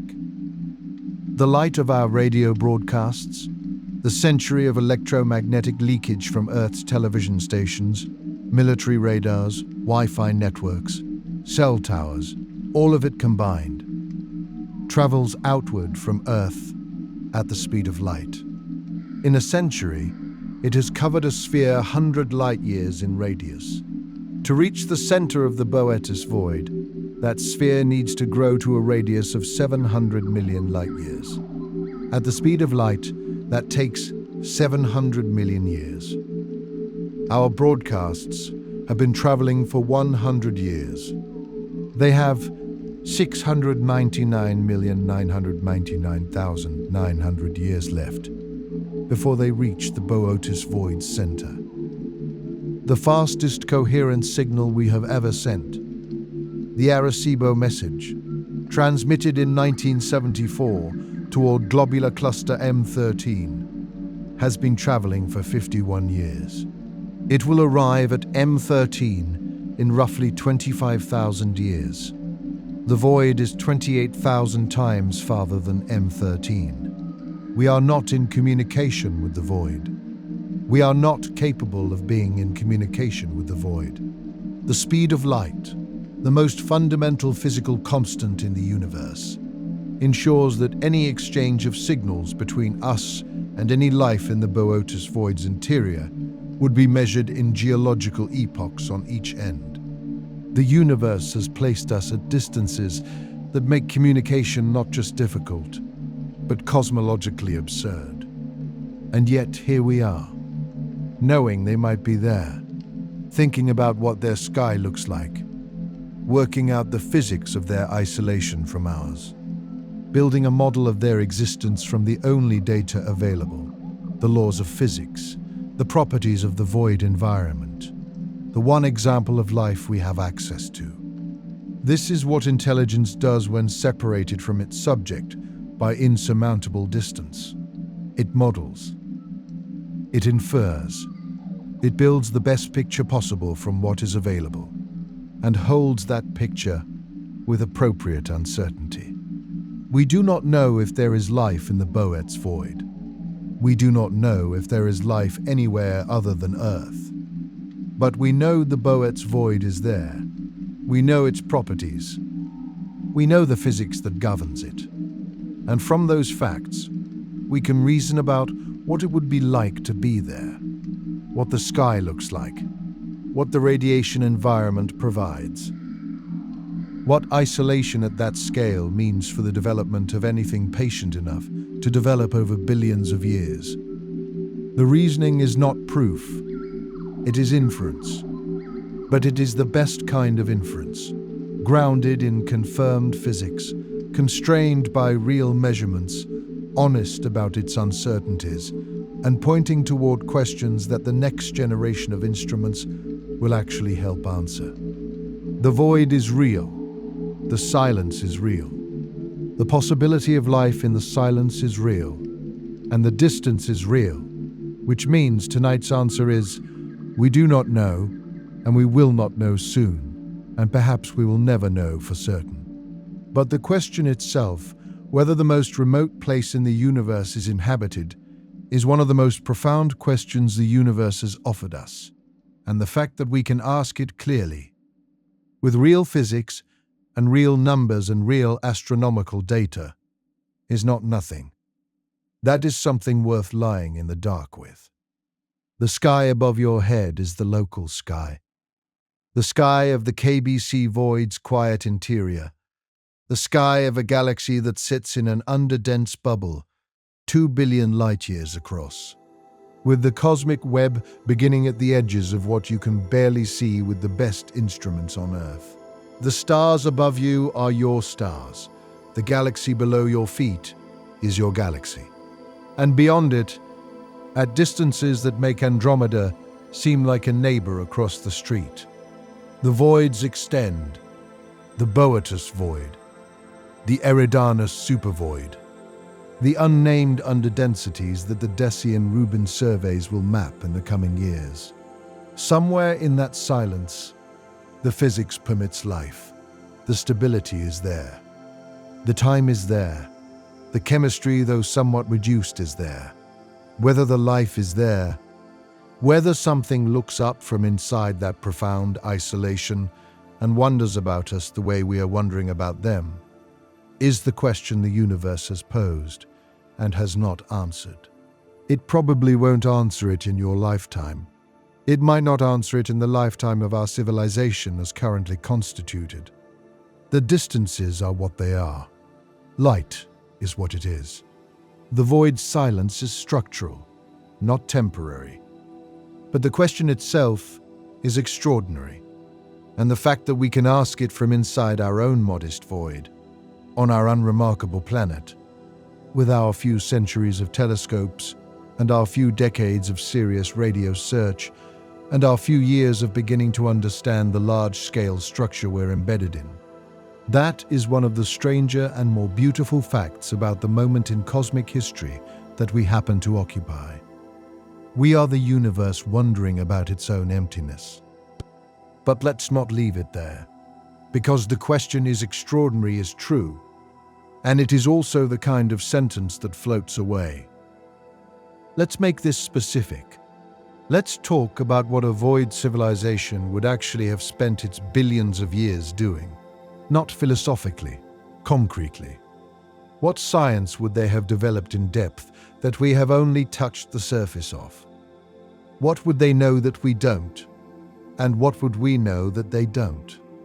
The answer to the first question is more interesting than it first appears. A civilization in the deep void, with a single isolated galaxy to study over billions of years, would have developed the most complete understanding of galactic evolution in the universe's history. Not general theories, specific, empirical, observationally complete knowledge. They have been watching their galaxy for billions of years.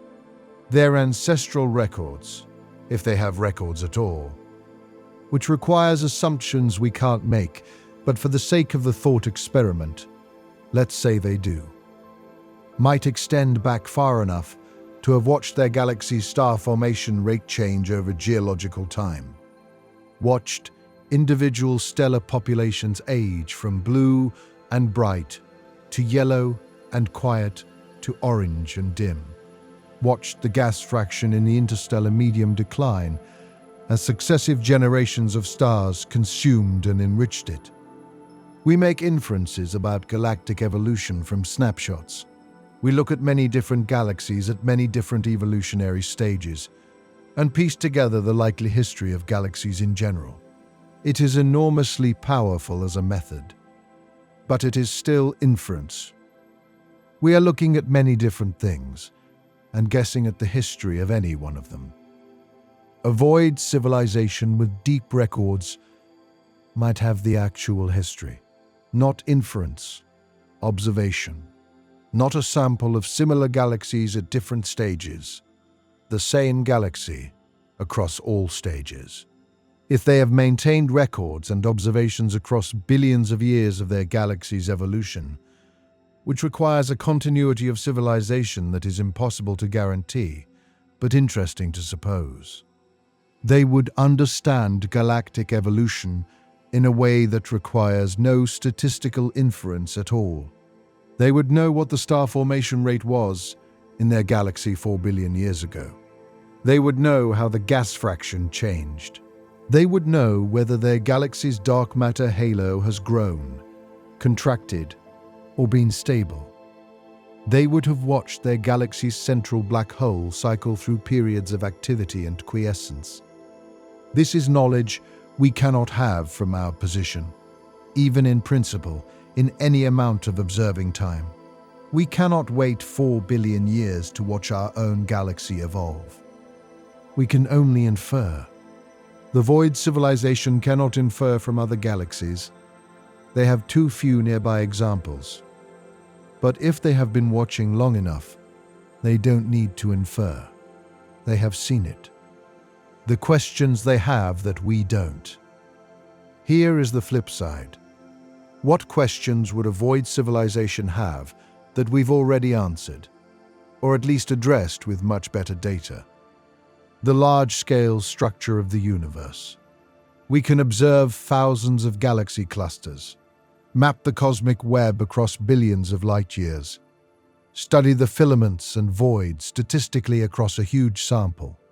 Our cosmology is built on this statistical foundation.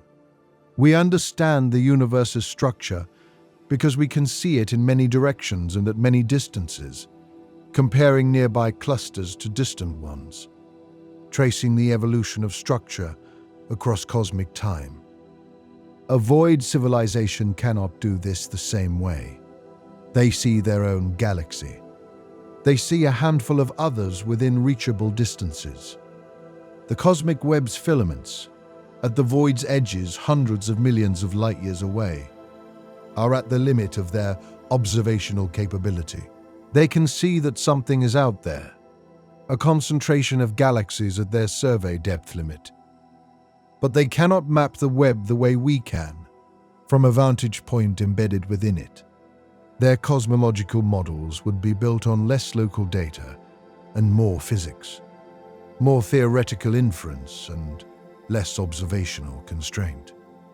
They would know the CMB well, that is isotropic and observable from anywhere. They would know the fundamental constants. They would know general relativity and quantum mechanics. But the rich empirical scaffolding that supports modern cosmology, the supernova distance measurements, the baryon acoustic oscillation scale as a cosmic ruler, the galaxy cluster abundance as a function of mass, the power spectrum of density fluctuations derived from galaxy surveys. All of this requires survey data that a void civilization cannot easily obtain. Their cosmology would be correct in its foundations, but thinner in its observational confirmation. They would know the universe is expanding. They would know it had a hot beginning. They would probably know about dark energy from their own local distance measurements. But the precise value of the cosmological parameters, the Hubble constant, the matter density, the dark energy equation of state, would be less well measured from their position. In an ironic reversal, they might have the Hubble tension problem worse than we do. We struggle to reconcile our local measurement with the CMB measurement by about 9%. For a void civilization, with even less access to diverse local distance indicators and fewer galaxy survey data points, the uncertainty on their local Hubble constant might be substantially larger. They would know the universe is expanding, but might not know its expansion rate to better than 20 or 30%. We would be able to tell them the value to 3%, if only we could get them a message. The Eridanus supervoid in detail. What it looks like from inside. We have talked about the Eridanus supervoid from outside. Let's spend a moment inside it. The Eridanus supervoid stretches from roughly 800 million to 3 billion light-years from Earth, in the direction of Eridanus, with its center approximately at 1.8 billion light-years distance, and its diameter approximately 1.8 billion light-years. It was identified through a deficit of galaxy counts in redshift surveys, confirmed through the CMB cold spot connection, and has been the subject of specific follow-up studies that have refined its size and depth. A galaxy inside the Eridanus supervoid, let's say one sitting near its center, at roughly 1.8 billion light-years from Earth, would be surrounded by an underdensity of similar scale to the Boötes Void, but stretched across a larger region of space. The 20% below average galaxy density at the void's edges and deeper deficit at the center would translate to a night sky with fewer external galaxies per square degree than our own, but not as dramatically as inside the Boötes Void's deepest interior. The Eridanus supervoid is shallower than the Boötes Void in terms of its density contrast. The Boötes Void drops to nearly zero galaxy density at its interior. The Eridanus supervoid maintains some galaxies throughout. It is underdense, not nearly empty. This makes it a more realistic environment for the kind of galaxy population we've been imagining, not completely isolated, but meaningfully removed from the densest parts of the cosmic web. A civilization inside the Eridanus supervoid would have several detectable neighbors, other galaxies within the void, separated by tens to perhaps 100 million light-years, rather than the hundreds of millions separating Boötes Void galaxies from each other. This is still cosmological isolation by any human standard, but it is a less extreme form of it. They might be able to conduct some comparative galactic astronomy, studying a handful of neighbor galaxies in reasonable detail, rather than being limited entirely to their own galaxy's evolution. This is interesting because it places the Eridanus supervoid civilizations, hypothetically, in an intermediate position between the most isolated void inhabitants and the richly connected web dwellers. They are isolated enough to have the stability advantages of the void. They are not so isolated that they are entirely without examples to compare to. Their cosmology might be intermediate in sophistication between the Boötes Void's thin data cosmology and our own web-dwelling richness. The CMB cold spot they would observe from inside the Eridanus supervoid is also worth considering. As we discussed, the supervoid produces a cold spot in the CMB through the integrated Sachs-Wolf effect. A civilization inside the supervoid, looking at the CMB, would see their own void as a cold region in the oldest light in the universe. They would see themselves, not directly, but structurally. The shape of the underdensity they live in would be imprinted on the CMB that surrounds them, visible if they looked carefully enough at the temperature variations in the oldest light. We see the Eridanus cold spot from outside as an anomaly in the direction of Eridanus. A civilization inside the supervoid would see themselves as the anomaly, the origin of the cold spot, the void that is producing the temperature deviation that a hypothetical distant astronomer would notice. There is something philosophically complete about this.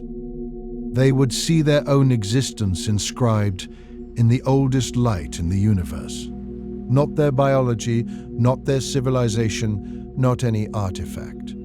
Just their location. The fact of their void, written in the CMB for anyone with a sensitive enough instrument to read. We are reading it from here, We just can't yet tell what else is written inside it. The return, what we owe the void. The void asks nothing of us. The physics of cosmic underdensities has no awareness, no expectation, no stake in whether we understand it. The galaxies inside the Boötes Void evolve according to the same gravitational dynamics and stellar physics they always have, regardless of whether anyone on Earth has built a redshift survey and noticed their unusual sparseness. But we have noticed, and in noticing, we have created a relationship with the void that has a specific character. The void is the limit of what we can know. Not the edge of the observable universe, that is a different kind of limit, imposed by the age of the universe and the speed of light. The void is a limit imposed by distance, combined with density, too far for current biosignature detection, too sparse for the rich comparative cosmology that nearby galaxy clusters enable, too isolated for any signal exchange that operates on civilizational rather than geological timescales. It is the frontier that is both real and permanently beyond reach. And there is something that feels important about the fact that the universe contains frontiers like this. Not technological frontiers that will yield to better instruments, but physical frontiers imposed by the constants of nature themselves. The void's inhabitant's silence is not a problem to be solved. It is a feature of the universe that tells us something about what the universe is. It tells us the universe is large enough to contain forms of existence that are permanently opaque to us. Large enough that the laws of physics, identical everywhere, produce radically different experiential realities depending on where in the density distribution a civilization happens to arise. Identical physics, different skies, different amounts of information visible from different positions, different questions posed by different local universes. The void civilizations, if they exist, are not worse off than us in any fundamental sense. They have access to a different subset of the universe's richness. Their physics is the same, their mathematics is the same, their sky is quieter, their options for external comparison are fewer, their isolation is more profound and more permanent. But the universe they experience is the same universe, operating by the same rules, producing the same fundamental phenomena. They are just further from the crowds, and perhaps in a universe where the crowds are doing much of the violent work. The mergers, the starbursts, the AGN activity, the gamma-ray bursts. Being further from the crowds is not the worst possible position for the slow, patient work of building something that lasts. The thing about the void that I keep coming back to, the thing that makes it different from every other location we've explored in space, is that it is the one place in the universe that is defined by what it lacks rather than by what it has. Black holes are defined by their mass, neutron stars by their density, quasars by their luminosity, galaxy clusters by their concentration. Even the cosmic web is defined by its structure, the filaments and walls, the interconnection, the richness of what is there. The void is defined by absence, by the below average of the below average, by the fact that gravity, which has organized everything else in the universe into concentrated structure, has here accomplished the opposite, has pulled matter away, has left behind a region defined by the departure of what might have been there. And yet, it is not nothing. The 60 galaxies of the Boötes Void are there. The CMB cold spot of the Eridanus supervoid is there. The dark matter, the thin intergalactic gas, the photons from distant galaxies crossing the void to reach whatever eyes might be looking. All of it is there.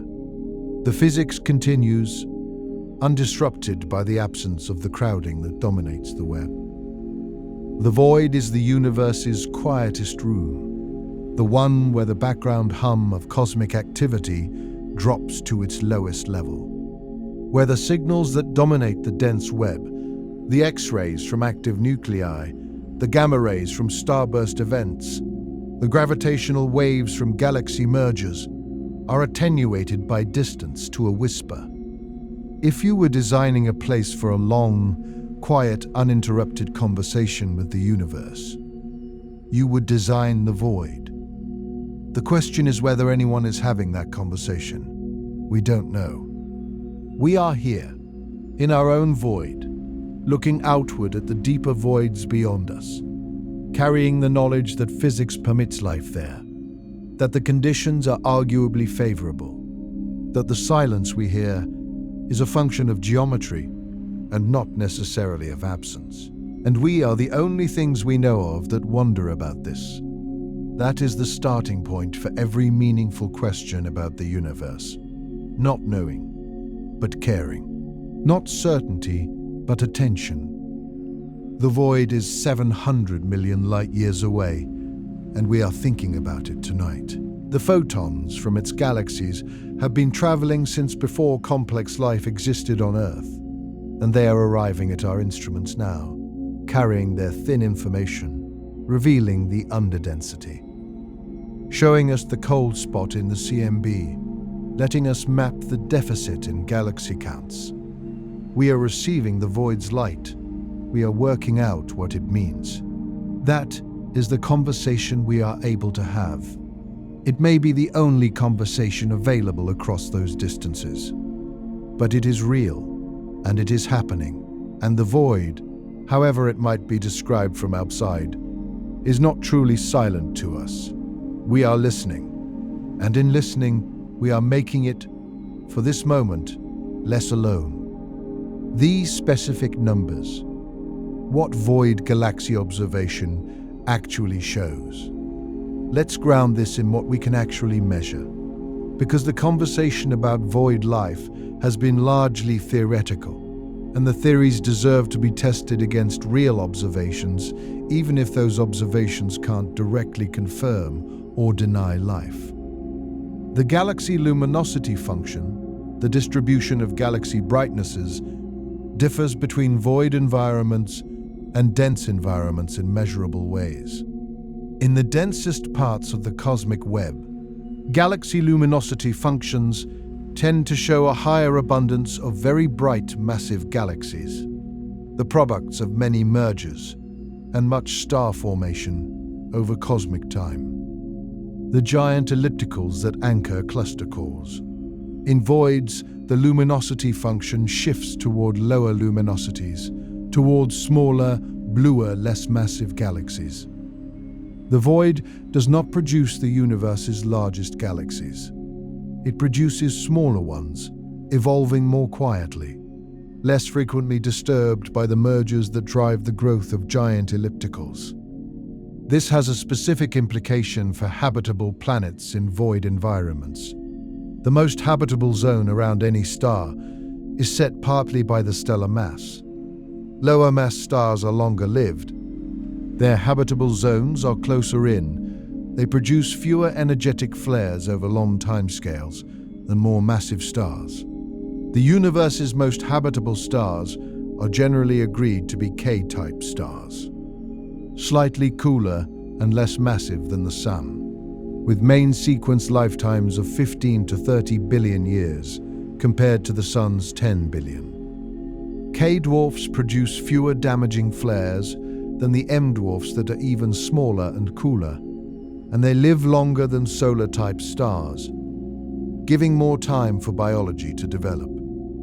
Void galaxies, with their lower star formation rates and their bias toward lower overall stellar masses, should have a reasonable representation of K-dwarf stars, not dramatically different from other environments, but present. And the K-dwarfs in void galaxies have the additional advantage we've already discussed: a quieter extragalactic radiation environment, fewer nearby supernovae, more uninterrupted time. The combination K-dwarf star, Void galaxy environment, low extragalactic radiation, billions of years of stability, represents the most comprehensively hospitable stellar environment the universe produces. Not the most certain to have life, not even necessarily the most likely to have life, which depends on chemistry we don't understand well enough to rank, but the most hospitable in terms of the absence of disrupting factors.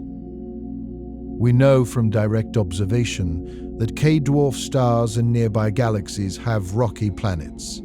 The Kepler mission and subsequent surveys have confirmed that rocky planets in the habitable zones of K-dwarf stars exist in significant numbers. Perhaps one habitable zone rocky planet per 3 to 5 K-dwarf stars, based on statistical analysis. There is no reason to think this planetary formation preference is different in void galaxies. The physics of planet formation around K-dwarfs, the disk properties, the condensation of rocky material, the orbital stability of habitable zone positions, is set by stellar properties that do not depend on galactic environment in ways that would dramatically alter the planet formation rate. So, void galaxies have K-dwarf stars. K-dwarfs form rocky planets in their habitable zones at rates consistent with the cosmic average. The radiation environment around those planets is better than average. The stability of the galaxy over billions of years is better than average. The expected number of planets with good conditions for complex life in the Boötes Void specifically, ignoring whether life actually arises, which we cannot estimate, is not zero. Given the tens of billions of stars in the Void's 60 galaxies, the fraction of K-dwarfs among them, and the planet formation rates we've measured, the number of potentially habitable planets in the Boötes Void runs to the billions. Billions of potentially habitable planets. In the great nothing, the dark forest inverted, a different kind of safety. Liu Cixin's dark forest hypothesis, proposed in his novel and now discussed seriously in the context of the Fermi paradox, suggests that the universe's silence is the product of predatory logic. Any civilization that announces itself risks being destroyed by more advanced civilizations who cannot afford to trust unknown others. The rational response is silence. Hunt or hide. The universe is a dark forest of civilizations, staying quiet to survive. The void offers a completely different kind of silence that doesn't require predatory logic at all. In the void, silence is not a strategy. It is the default state of a region where the distances between civilizations are so large that communication on civilizational timescales is physically impossible. A void civilization has no choice about whether to announce itself. It can shout as loudly as it wants. Its signals will take hundreds of millions of years to escape the void. The dark forest logic is irrelevant in an environment where the forest is so large that no message crosses it before the sender has gone through geological epochs of change. This means the void provides a form of isolation that the dark forest cannot. If you are afraid of detection by hostile actors, the void's isolation is better protection than deliberate silence. You cannot be found by civilizations outside the void before 700 million years of light travel time have elapsed. Your signals cannot compromise your location to anyone who could act on that information in any civilizationally meaningful time frame. And inside the void, the civilizations are sparse enough that the dark forest logic breaks down at close range too. In a sparse environment, the rational calculation for any civilization that detects another, given the extreme rarity of neighbors and the impossibility of external threat on short timescales, might favor curiosity and contact over predatory silence. In a forest with only a handful of inhabitants, spread so far apart that even light takes millions of years to cross between them, The evolutionary pressure toward predatory competition that might drive dark forest logic in dense environments is absent, or at least substantially reduced. The void might produce not just quieter civilizations, but more curious ones. Civilizations for whom any detectable signal from a neighbor is so rare and so precious that the instinct to respond, to reach out across the impossibly large distance, outweighs any competitive instinct. Civilizations for whom the universe's default of silence makes any signal, however faint, so remarkable that predatory silence in response would feel like destroying the only thing worth having. We are speculating now, well past the edge of what the physics constrains. The character of a void civilization's social instincts is not something orbital dynamics or stellar evolution can tell us. But it is a coherent speculation, and it is in some ways more interesting than the dark forest scenario. The possibility that the void's profound isolation produces not predatory competition, but something closer to wonder. A civilization that cannot afford to be hostile to the universe because the universe has so rarely given it anything to study. The void's age. How long it has been this way. The Boötes Void has not always been empty. Nothing in the universe has always been what it currently is. The void formed over time, and understanding how long it has been at its current depth of emptiness constrains how long any life inside it has had access to the quiet radiation environment we've been discussing. Voids form through the same gravitational instability that built all large-scale structure.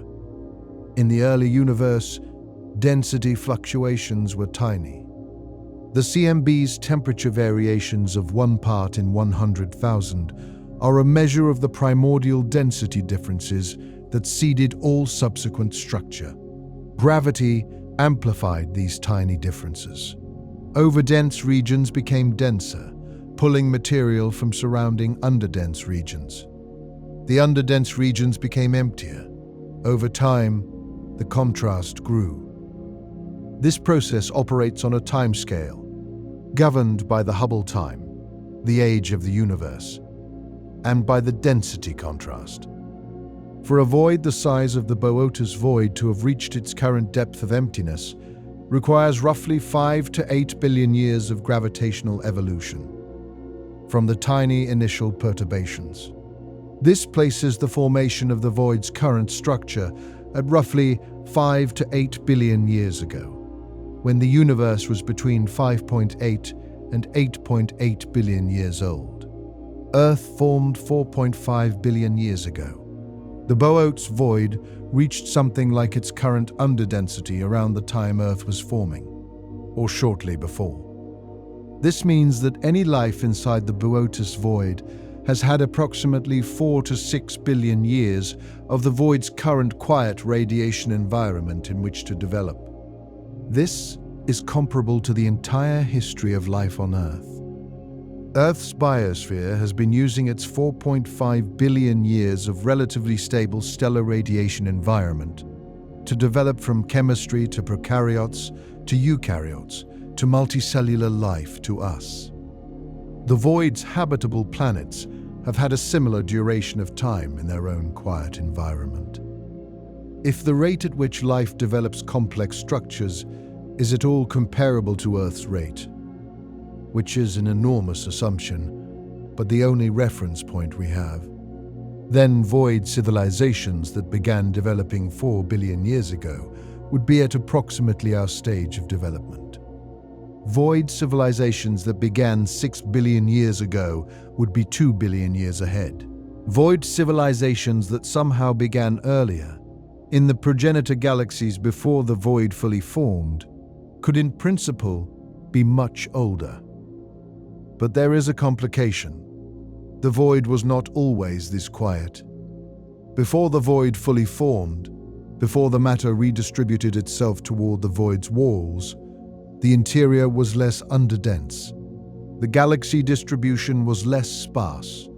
The radiation environment was less gentle. The full benefit of void isolation only became available as the void deepened over billions of years.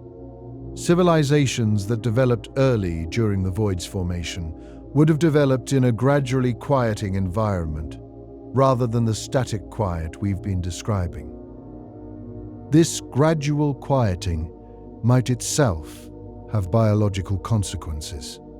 A biosphere that developed under moderately active conditions and then found itself in progressively quieter radiation environment over billions of years would have evolved differently than one that developed from the start in the void's full quiet.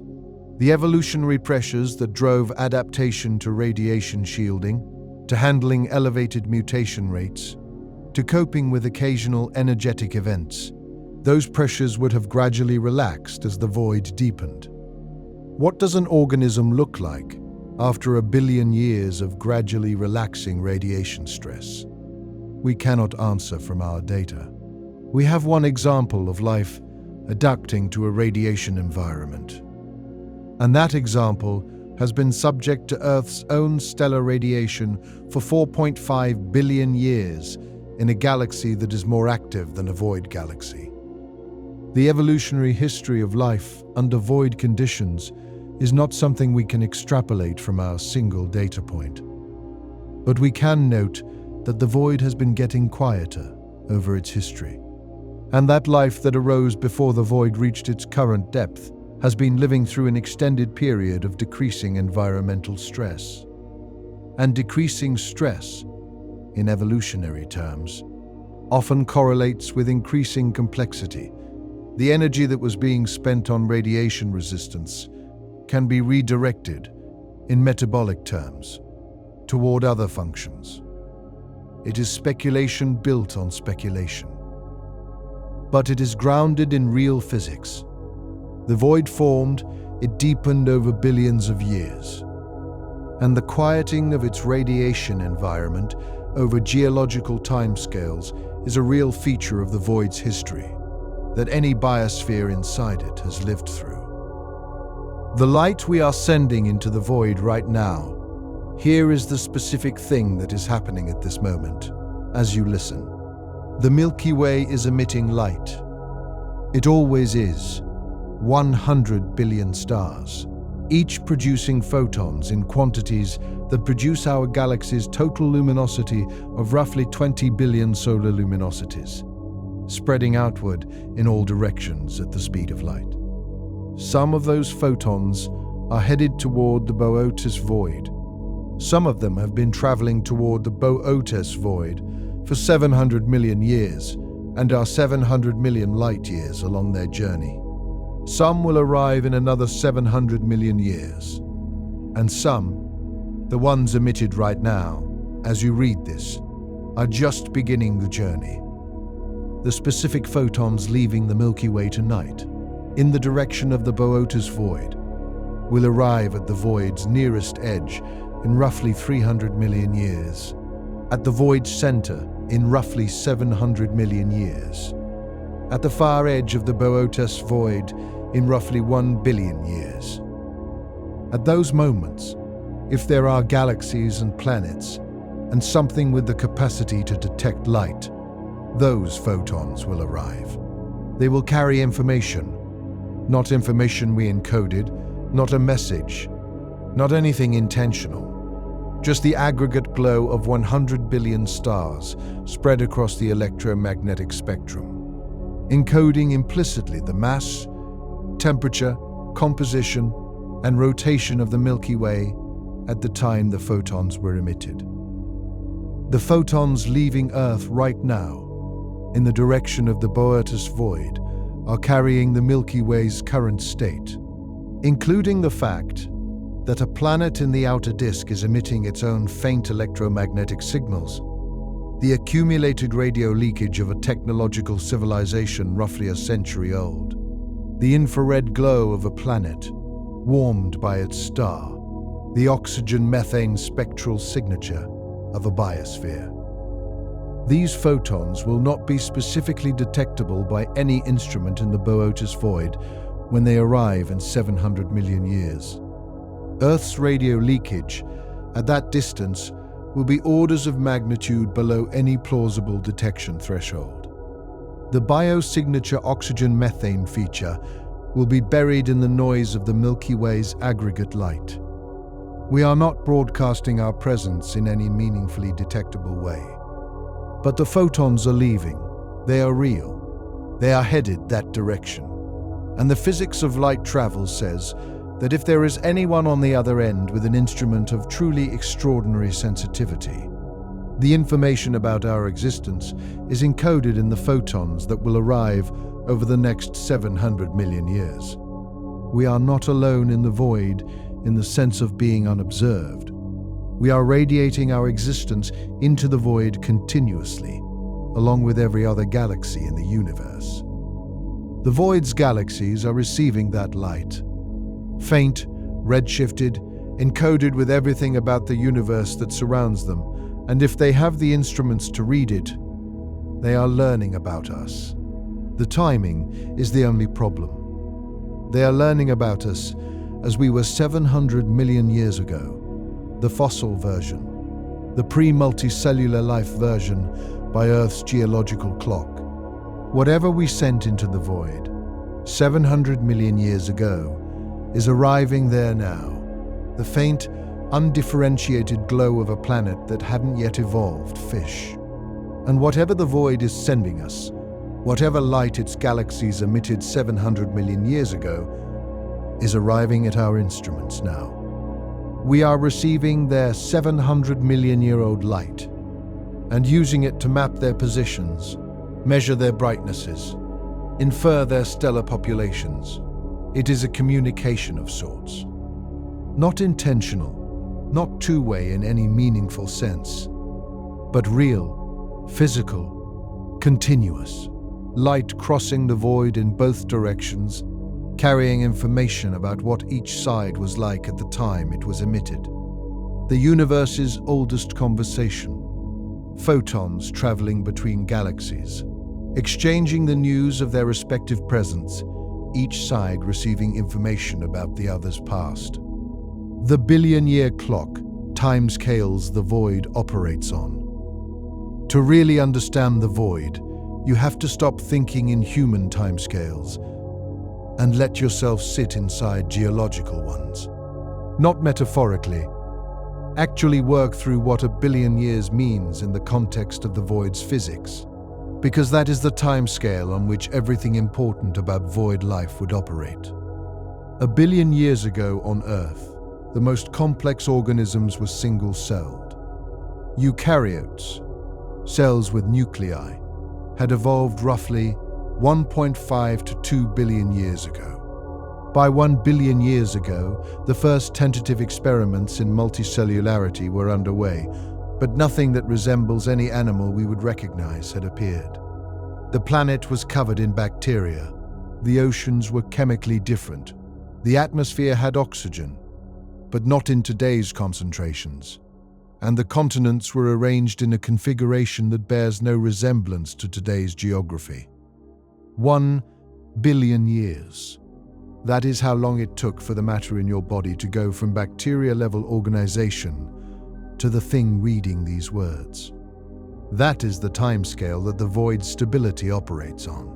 The void has been at approximately its current depth for 4 to 6 billion years. The quiet radiation environment has been present for 4 to 6 billion years. Any planet that developed life in the void 4 billion years ago has had exactly as much time as Earth has had. But here is the specific thing about void timescales that the survival paradox implies.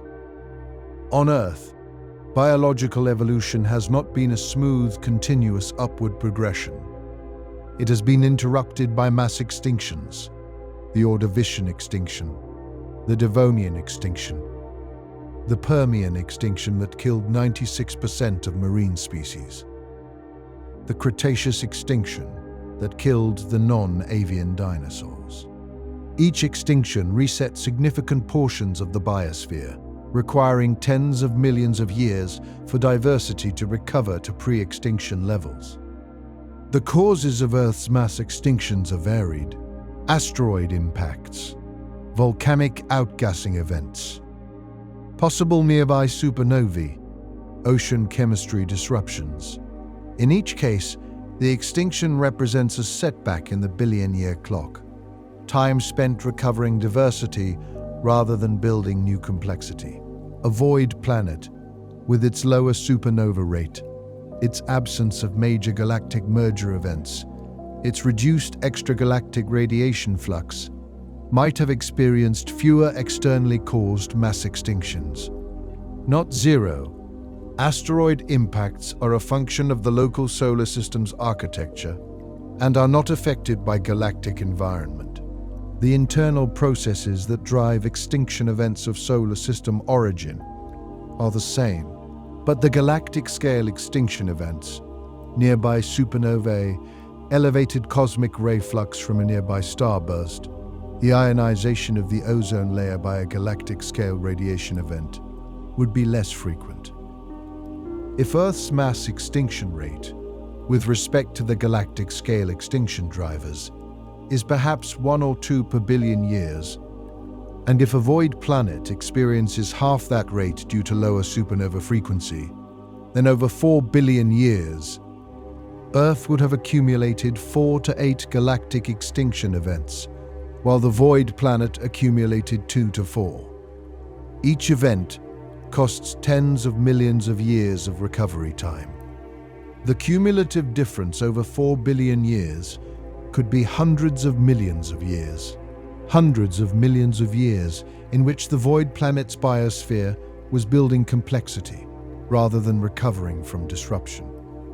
Hundreds of millions of years of additional uninterrupted complexity building, applied to the billion-year clock of biological evolution.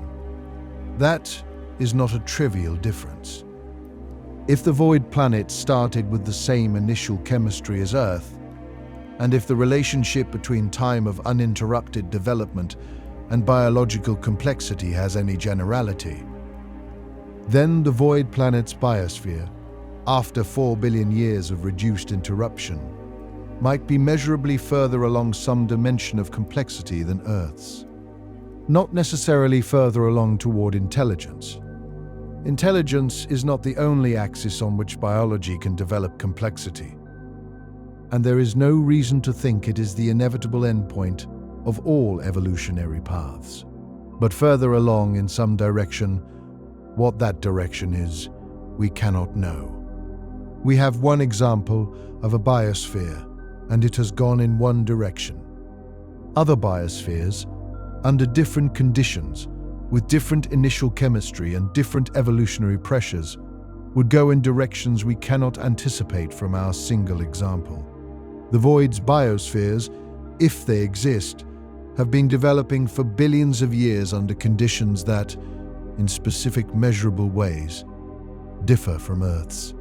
They would look like nothing we have imagined, because imagination draws on what we have seen, and we have only seen Earth.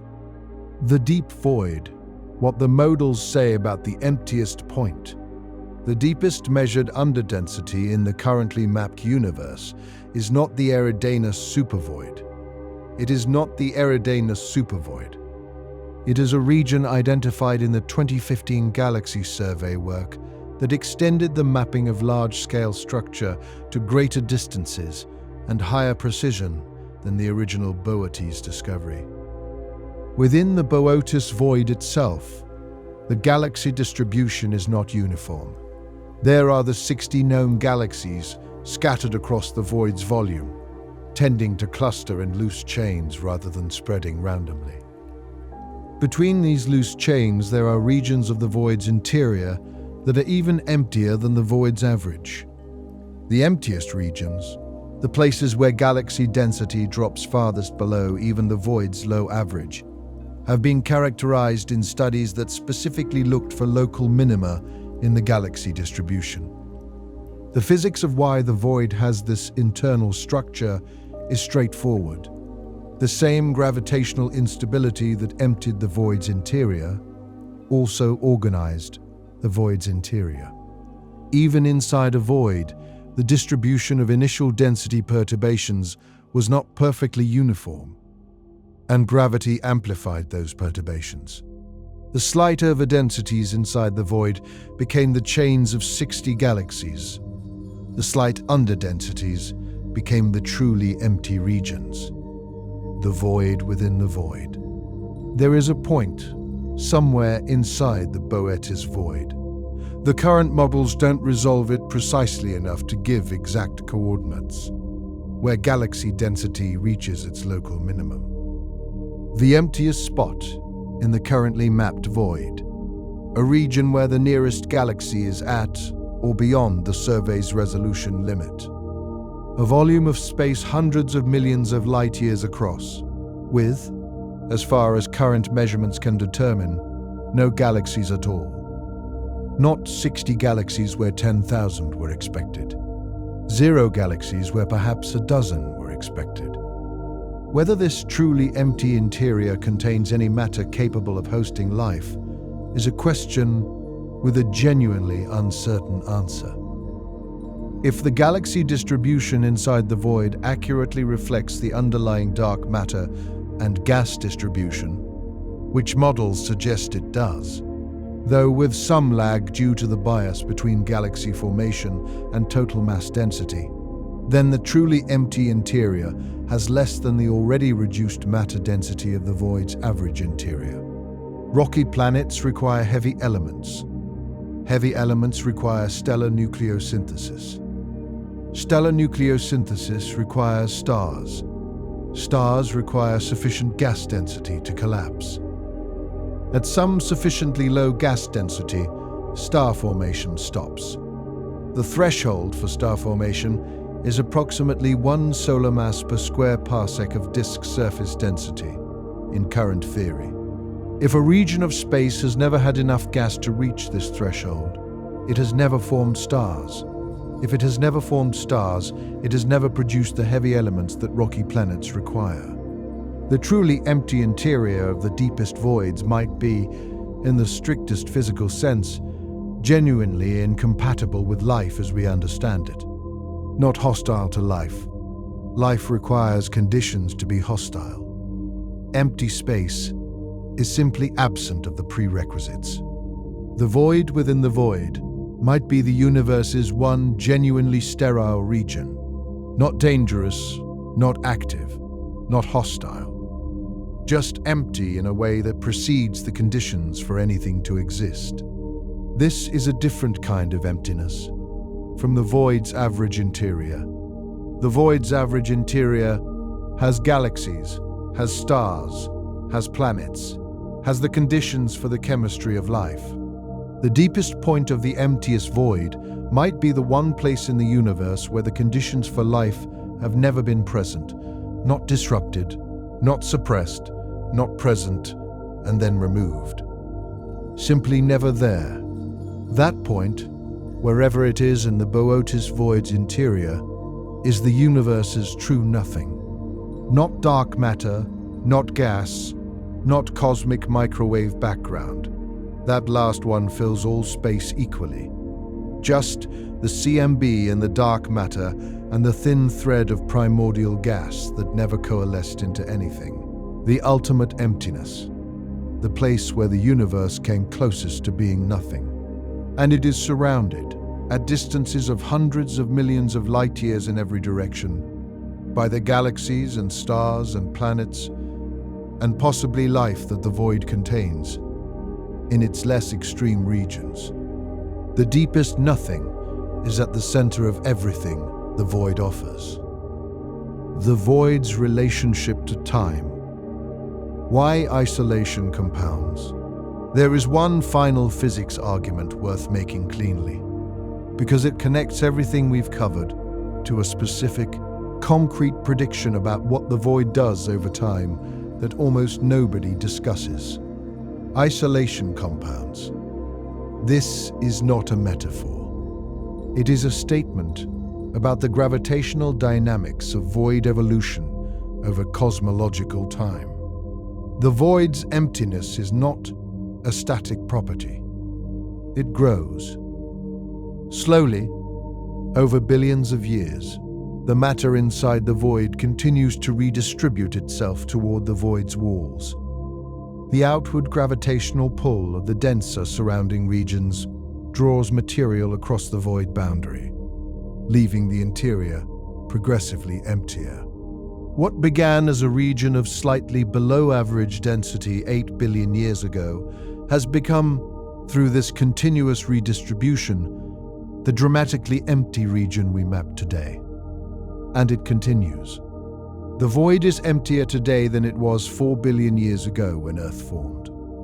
It will be emptier still 4 billion years from now. For any life inside the void, this means the radiation environment improves over time.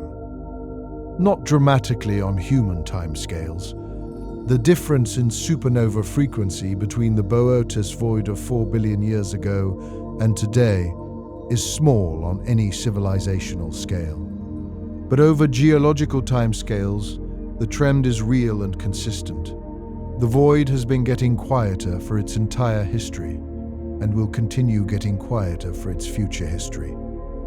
A civilization that arose early in the void's history, when it was somewhat less empty than today, has been living through a gradually improving radiation environment. The external stress has been slowly decreasing over their entire evolutionary and civilizational history. This is the opposite of what a civilization in a dense environment experiences.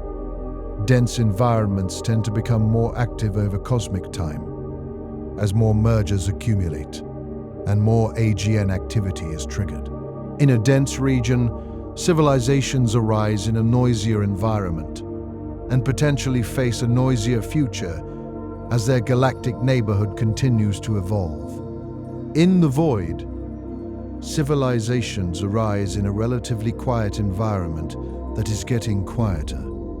The trajectory of the environment is favorable over the long term. This trajectory matters because it means that life that managed to survive the void's earlier, slightly more active phase now finds itself in an increasingly protected environment.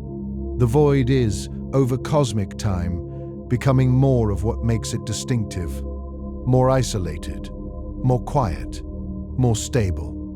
And the civilizations inside it, if they exist, if they have survived, if they have been patient, are in an environment that has been consistently improving for the duration of their history. That is a remarkable thing for the universe to offer anything. Most things in the universe do not get better over time. Stars burn brighter and then exhaust their fuel. Galaxies consume their gas and slow their star formation.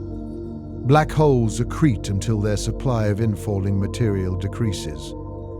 The general trend of the universe is towards spent energy and dissipated structure. The void's habitable regions buck this trend, not in terms of thermodynamics, which cannot be violated, but in terms of the radiation environment relevant to biology. The void gets quieter. The biology inside it gets more time in an improving habitat. If life is in the void, it is in the one environment in the universe that is, in the specific sense that matters for complex biology, getting better rather than worse. Now let's put all of it together, because the pieces deserve to be seen as a whole. The most remote place in the observable universe, the interior of the Boötes Void, or the Eridanos supervoid, or any of the deep underdensities that the next decade's surveys will map with greater precision, is defined by absence. Below average galaxy density, below average matter density, below average external radiation, near zero galaxy neighbors within hundreds of millions of light years, profound structural, physically permanent isolation, and also above average radiation stability. above average time without galactic scale disruption, above average continuity for the patient chemical processes that life requires, a gradually improving environment over billions of years of void deepening, billions of potentially habitable planets around K-dwarf stars, with chemistry that does not prohibit the origins of life in the lowest radiation galactic environment the universe produces. The void is not the universe's empty room. It is the universe's quietest room. The room where the background noise is lowest. The room where, if something managed to start a patient conversation with the chemistry of matter over billions of years, that conversation would be least likely to be interrupted. We do not know if that conversation happened. We do not know if anything is there. The distance is too great, the signals too faint, the timescales too long for any current or foreseeable instrument to answer the question directly. But the physics permits it. The physics might favor it. And the question, whether the most isolated place in the universe is the most quietly inhabited, is real enough and grounded enough in confirmed observations and established physics to carry into sleep tonight. Somewhere out there, 700 million light-years away, in the direction of a constellation you know, there are galaxies in the great nothing. Their stars are burning. Their planets, if they have them, are turning. Their light is traveling toward us right now, crossing the void at the speed of light, arriving here in 700 million years to be measured by whatever instruments our successors will have built. And our light is traveling toward them, carrying everything we currently are, encoded in photons, sent without intent, but sent nonetheless, crossing the same void in the other direction. The exchange is happening. The distances are real. The timescales are geological.